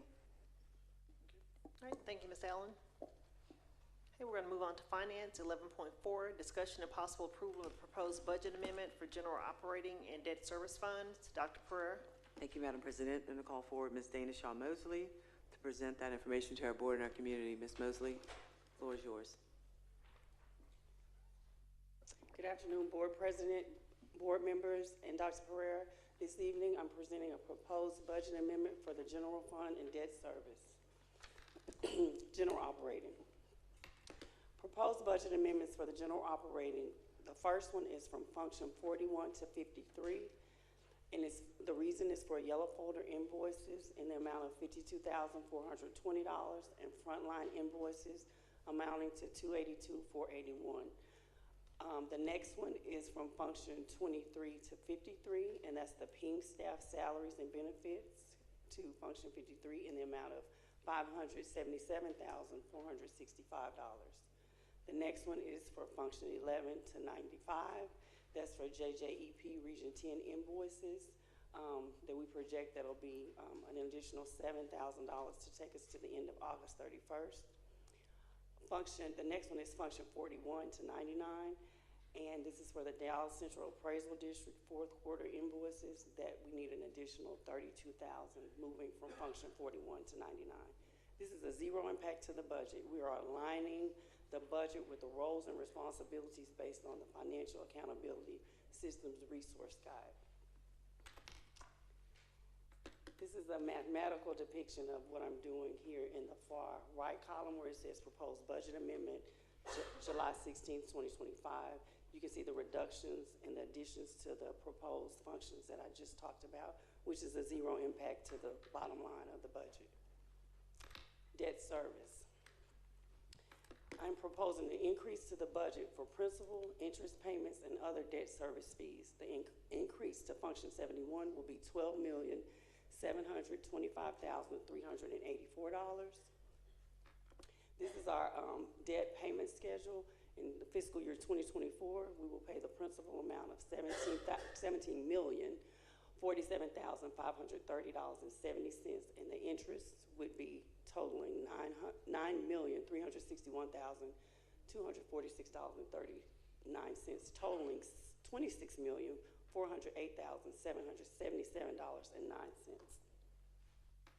This is a mathematical depiction of what I'm doing. increasing the principal and interest to the amounts I just spoke about, and then the other debt service fees. Any questions? Board, any questions? I just have one point of clarification. Dr. Pereira? Can you go back a slide, please, Dan? Okay. One more. Sorry. The general fund? One more. Okay, here. One more. Yes. So on function 41 to 99, you have written 3,200, but you said 32,000. So, I'm sorry, 3,200. I It's just wanted 3,200. clarification. It's 3,200. So at the time we set the budget, it's an estimate. When we get the. I understand. Okay. I just wanted to make Okay. sure that that is 3,200, I'm sorry. a big difference. Okay, yeah, Thank- 3,200. I went with what you had typed. Oh, okay. I did question it. Okay. It's 3,200. All right, thank you. I know you have the next item also, which is, board, this is an action item, so we'll go ahead and take a vote on this. Is there a motion? President Hamilton, I'd like to make a motion that we approve the proposed budget amendment for the general operating and budget, debt service funds. Okay, thank you. I have a motion. Is there a second? Second. Have a second by Mr. Cluis. A motion by Ms. Cortez to approve the proposed budget amendment for general operating and debt service funds. Board, if you'll please vote from your devices.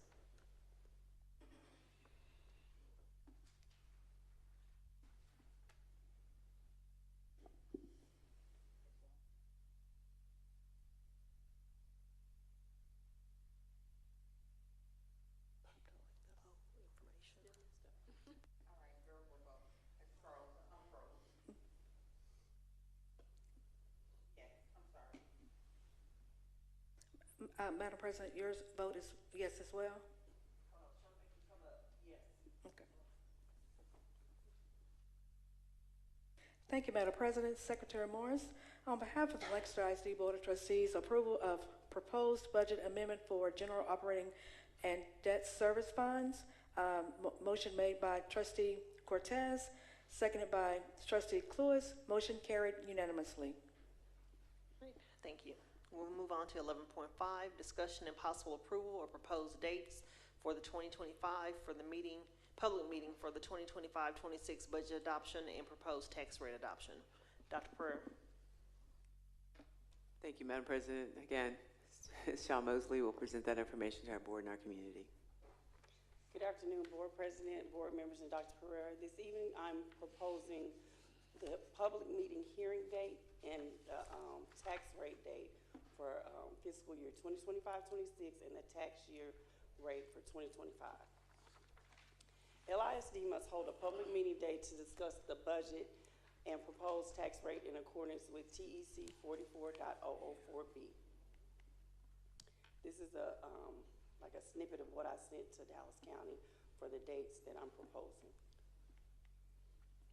The district's 2025 tax rate will be finalized after the August 5th following certification of the property values by Dallas County Central Appraisal District. TEA designation of Lancaster ISD maximum compressed rate, maintenance and operation tax rate. The tax rate listed are estimates provided only for the purposes of tonight's presentation. They're estimates. TEA will have the final tax rate by the time of the publication of the public meeting. To maintain tax rate equity, no district may have an MCR, which is the maximum compressed rate, less than 90% of any other district. The limit on local compression for the tax year 2025 is 0.5689, which is the calculation you see there, the 90%. The result is a range of possible tax rate of 2025 MCR rates of 0.5689 to 0.6322.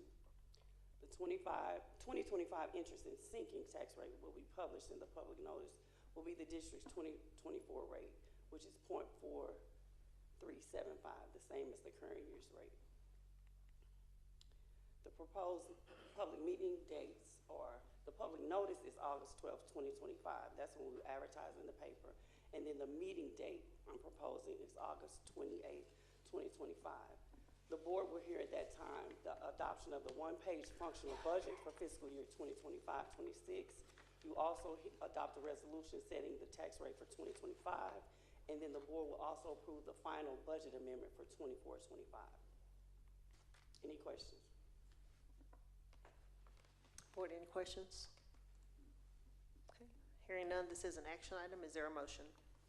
Board President, I would like to make a motion that we approve the proposed date for 2025 for the public meeting for the 25-26 budget adoption and 2025 proposal tax rate adoption. Okay, I have a motion by Ms. Nichols. Is there a second? Second. There's a second by Ms. Cortez. There were motion and second to approve the proposed date for the 2025 for the public meeting for the 2025-26 budget adoption and 2025 proposed tax rate adoption. Board, if you'll please vote from your devices.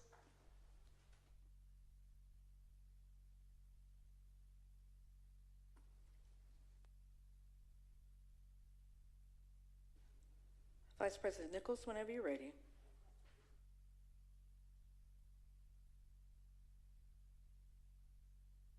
Thank you, Madam President. Thank you, Board of Trustees. For the approval of proposed date for 2025 for the public meeting for the 25-26 budget adoption and 2025 proposed tax rate adoption, motion carried unanimously. Okay. Thank you, Ms. Allen.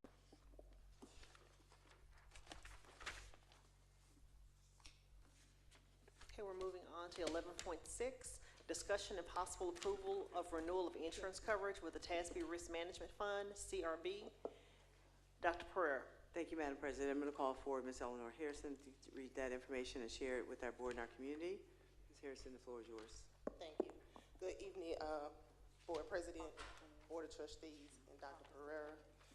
I'm here today to do the renewal of our TASB insurance coverage. This policy is a critical and component of our district, providing essential coverage that protects our students, our staff, and our assets. TASB has continued to meet the district needs, both in terms of coverage and services. These are the overview of what it covers for the district: the property, the liability, workers' comp, and auto. On this slide, you will see the contributions we made. On the right-hand side is 24-25 contribution. On the left-hand side is the new fiscal year, and we did have a small savings of $1,295. Not much, but it was a savings. Any questions? Okay, thank you. Any questions from the board? Okay, hearing none, this is an action item. Is there a motion? Madam President, Ms. Close. motion to approve the renewal of insurance coverage with TASB Risk Management Fund, CRB. Okay, have a motion by Mr. Cluis. Is there a second? Second. Okay, have a second by Ms. Cortez. Have a motion to renewal of insurance coverage with the TASB Risk Management Fund, CRB. Board, if you would, please vote from your devices.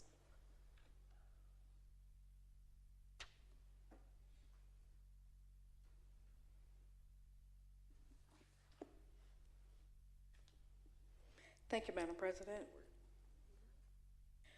In regards to the approval for renewal of insurance coverage with the TASB Risk Management Fund, CRB, on behalf of Trustee Darrell Cluis, who made the first motion, seconded by Trustee Cortez, motion carried unanimously. Thank you. Okay, thank you.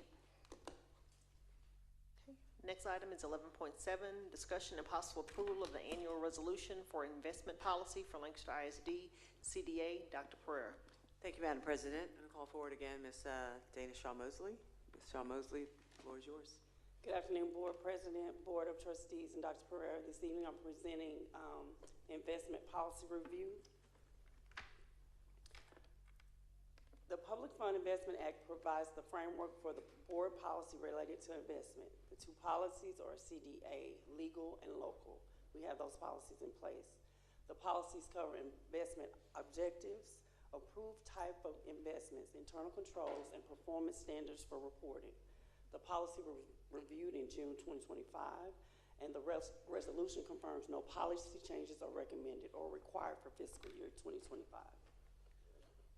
There are two designated investment officers, the superintendent and also myself, the chief financial officer. Government Code, Chapter 2256008 of the Public Funds Investment Act requires that the Chief Financial Officer and the investment officers to obtain investment training sessions not less than 1 year in a 2-year period that begins on the first day of the district's fiscal year and consists of the 2 consecutive fiscal years after that date, and receive not less than 8 hours of instruction related to the investment responsibilities under the Public Funds Investment Acts from an independent source approved by the board or designated investment committee advising the investment officer. Investment training shall include education in investment controls, security risk, strategy risk, market risk, diversification of investment portfolios, and compliance with Government Code Chapter 2256. These are the Investment Act companies that we can take our training from. Any questions? Board, any questions? All right, no questions. Thank you so much. Board, this is an action item. Is there a motion? Madam President, I'd like to make a motion, approval, is that 11.7? Mm-hmm. Okay. Approval for the annual resolution for investment policy for Lancaster ISD CDA. Okay, have a motion by Ms. Morris. Is there a second? Have a second by Mr. Cluis. Have a motion to approve the resolution for the investment policy for Lancaster ISD CDA. Board, if you'll please vote from your devices.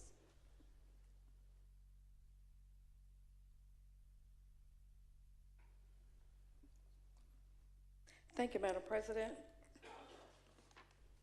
For the approval of annual resolution for the investment policy for Lancaster ISD CDA, on behalf of Secretary Morris, who made the first motion, seconded by Trustee Darrell Lewis.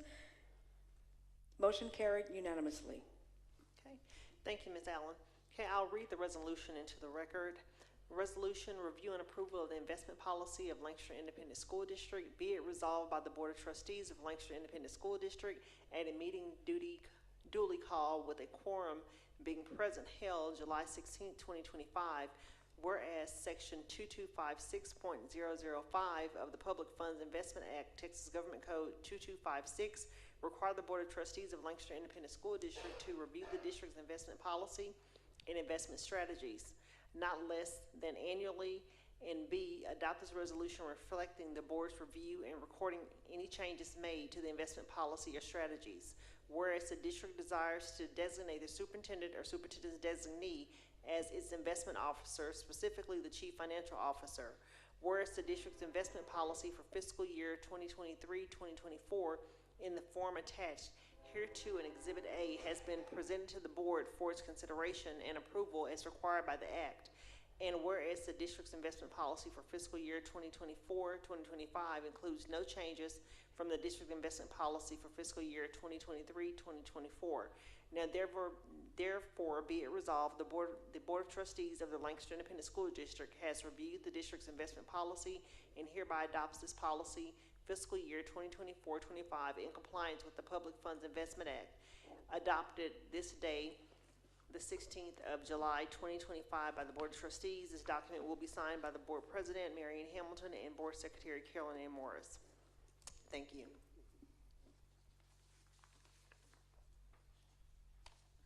Okay, we'll move to Human Resources. 11.8, discussion and possible approval of the 2025-2026 Lancaster ISD Employee Handbook. Dr. Pereira.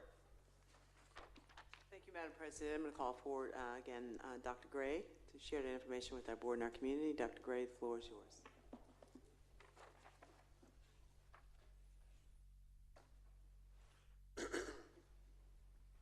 Good evening, Board President Hamilton, Superintendent, Board of Trustees. Tonight I am seeking approval for the Lancaster ISD 25-26 Employee Handbook. Mental health training proposed policy. HB 3 requires an employee who interacts with students to receive mental health training. We're working with student services and our counselors to make sure that this task is completed before the school year starts. Non-exempt employee time clock procedures. This is an update added to the handbook to help employees manage their time clock entries. This is a reminder that all non-exempt employees are required to punch in 4 times. Failure to do so will result in corrective actions. Employee recognition and appreciation. This sentence was added to our handbook to address eligibility for service awards. When considering service awards, employees cannot have a break in service when calculating years of service. And that's all that I have. Thank you.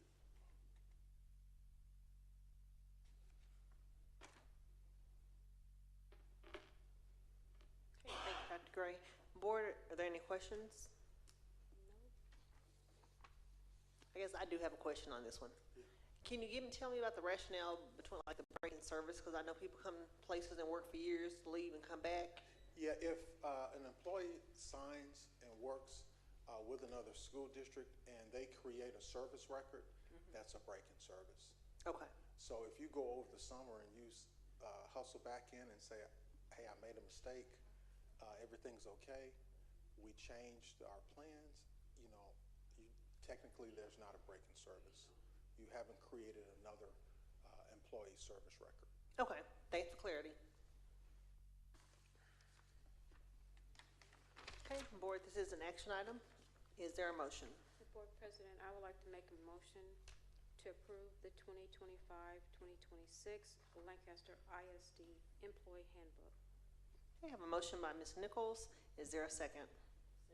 Okay, have a second by Ms. Cortez. Have a motion and a second to approve the 2025 Lancaster ISD Employee Handbook. Board, if you'll please vote from your devices.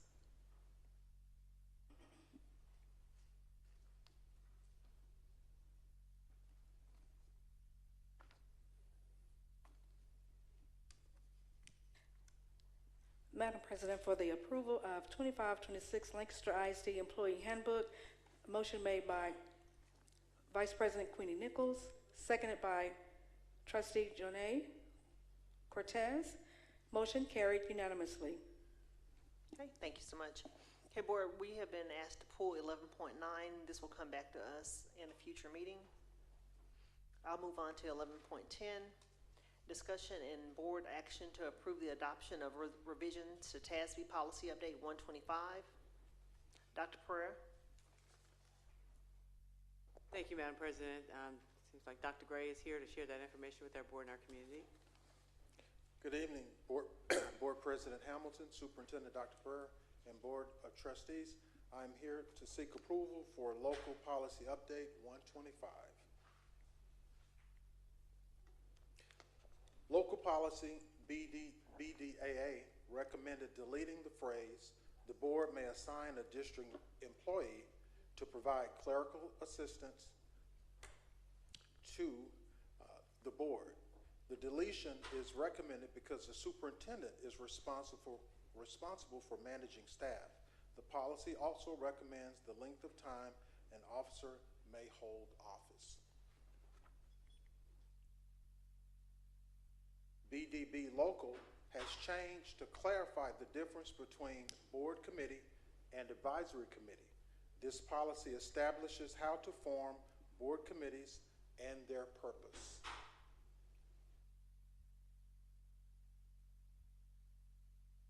BDF Local is also a new local policy that coordinates with BDB Local and uses the term advisory committees. Language has been moved here from BDB Local to clarify how advisory committees are formed and how the committees are dissolved. EI, Local Policy, Academic Achievement, has been changed to reflect accuracy. Instead of saying combined grade, it has been changed to say average to be legally accurate. Using the word combined was confusing. Local Policy FDE, Admissions, School Safety, Transfers. Policy FDE Local has been adjusted to align with the regulatory documents. Bullying has been added to the policy. Under this policy, bullying is now a criminal offense. However, it is not listed in the penal code. This is something that would be reported in PEEMS. Parents would have the right to transfer their children from one school to another school if they're found to be bullied.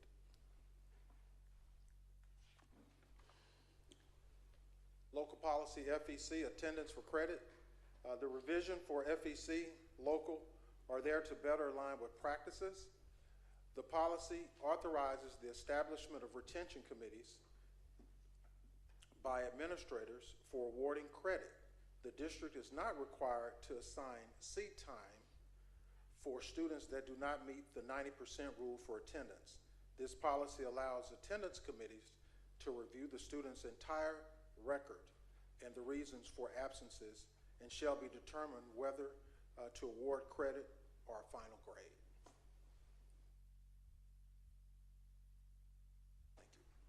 Okay. Thank you, Dr. Gray. Any questions? Ms. Morris. Thank you. Do you mind going back to bullying?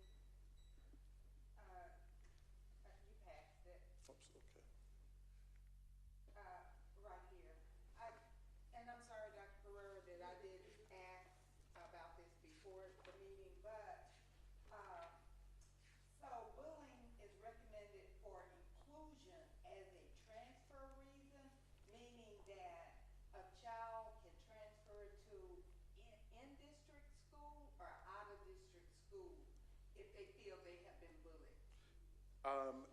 This is in district school, and it's listed under the Safe Schools data, along with the other reasons that are, and if you refer to that policy, aggravated kidnapping, assault, sexual assault, continuous sexual assault. So it is listed within that policy. It's not a penal violation, as those are, but they do recommend certain actions within that policy that campuses need to take. And that's where I wanted to get clarification, and you did just clarified it, because it is not a criminal act, but our district is saying you can use it in district, not out of district. Yes, ma'am. Correct. Thank Yes, you. ma'am. Thank you, ma'am. Okay. Board, this is an action item. Is there a motion? I'd like to make a motion. Ms. Cortez. I'd like to make a motion that the board approve the adoption of the revision of the TASB policy update 125 local policies. Okay. Have a motion by Ms. Cortez. Is there a second? I second. Have a second by Ms. Nichols. So we have a motion and a second to approve the adoption of the revision to TASB's policy update 125 local. If you please vote on your device.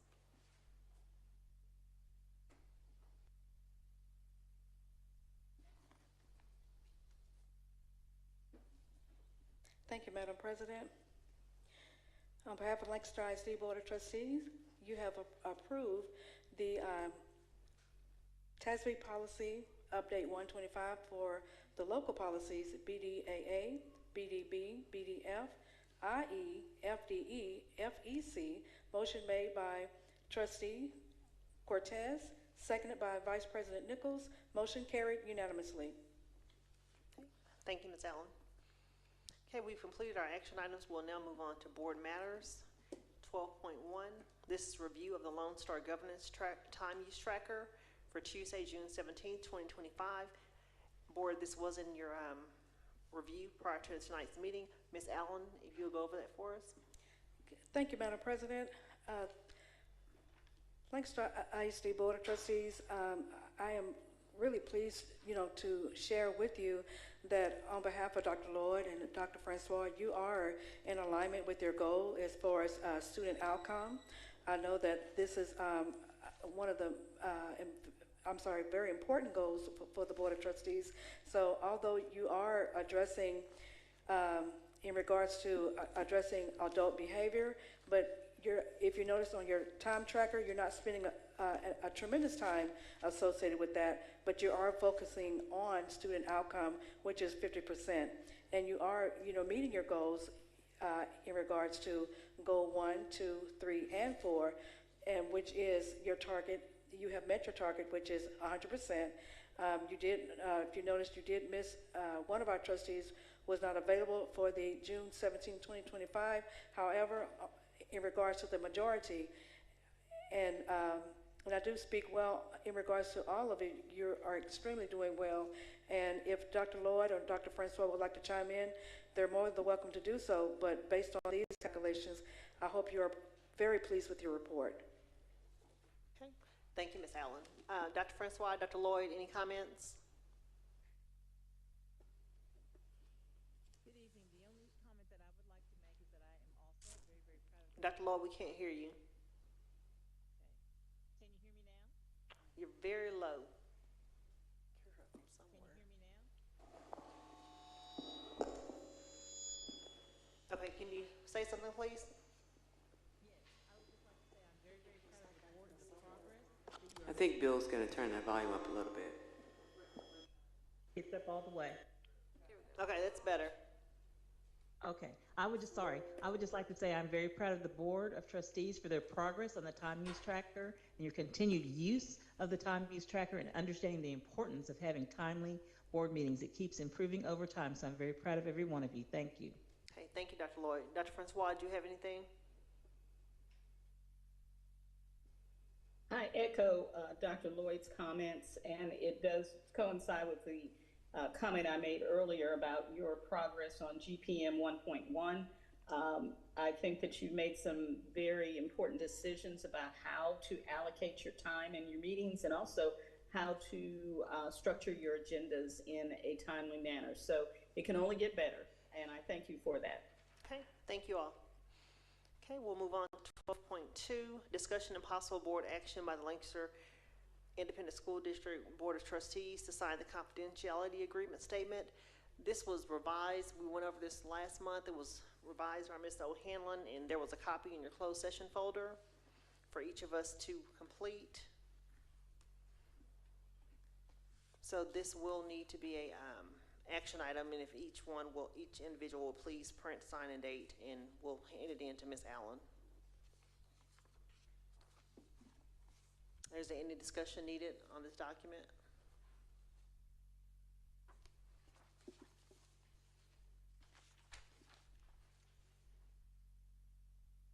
Madam President. Ms. Morris? Quick question, because that whole document is I'm sorry, ma'am. That whole document is confidential, correct? Correct. All right, thank you. Okay. Okay, board, is there a motion for this item? I'd like to make a motion for the board to approve the Lancaster Independent School District Board of Trustees and that we sign the confidentiality agreement statement. Okay, thank you, Ms. Cortez. We have a motion. Is there a second? Mr. O'Hanlon has something. Oh, I'm sorry. Mr. O'Hanlon? There's a typo in item number 2. It's not 661, but 104, it's 561. With your consent, Ms. Cortez, we will make that change. Okay. Okay, if you'll edit that for us, and then we'll do the signing at the next board meeting. Yeah, or whenever it's convenient. Once you adopt the form, then you can sign it at your convenience. Okay, thank you. We have a motion by Ms. Cortez. Who was the second? I'll second. Okay. Ms. Nichols has seconded for us to approve the confidentiality statement for Lancaster Independent School District, for us to sign it, and there will be an amendment to the typo that was made. Any other conversation? And there will be adjustment to the document itself. Yes, the edit. Okay. Okay, any other conversation? I just wanted to ask what that government code was again, if you could repeat that. It's listed under number 2 as 661.104. It should be 551.104. That's the open meeting time. Okay. Okay, if you all please vote on your devices.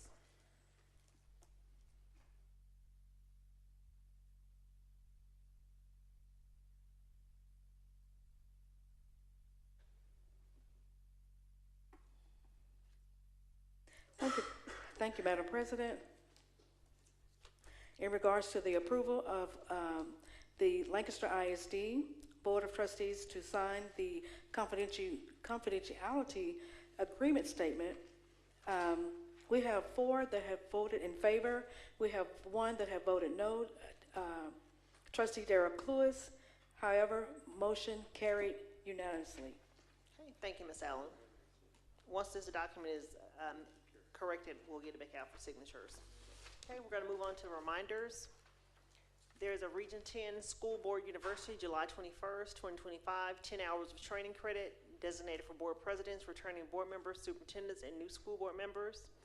There is our LSG 3 training team of 8, Lancaster ISD Seat Building on July 26th, 2025, 9 a.m. to 2 o'clock. Upcoming conference will be the Tex Ed Con 25 TASA-TASB Convention in Houston, September 11th through the 14th. And board, just another reminder in reference to our meeting on the 26th, we will be looking at our board operating procedures. So if you still have anything that you'd like to submit, please submit that to us as soon as possible so we can have that documented, as well as we will be reviewing our goals, but we'll discuss that on that day also. But that we have come to the end of our agenda. All in favor of adjournment?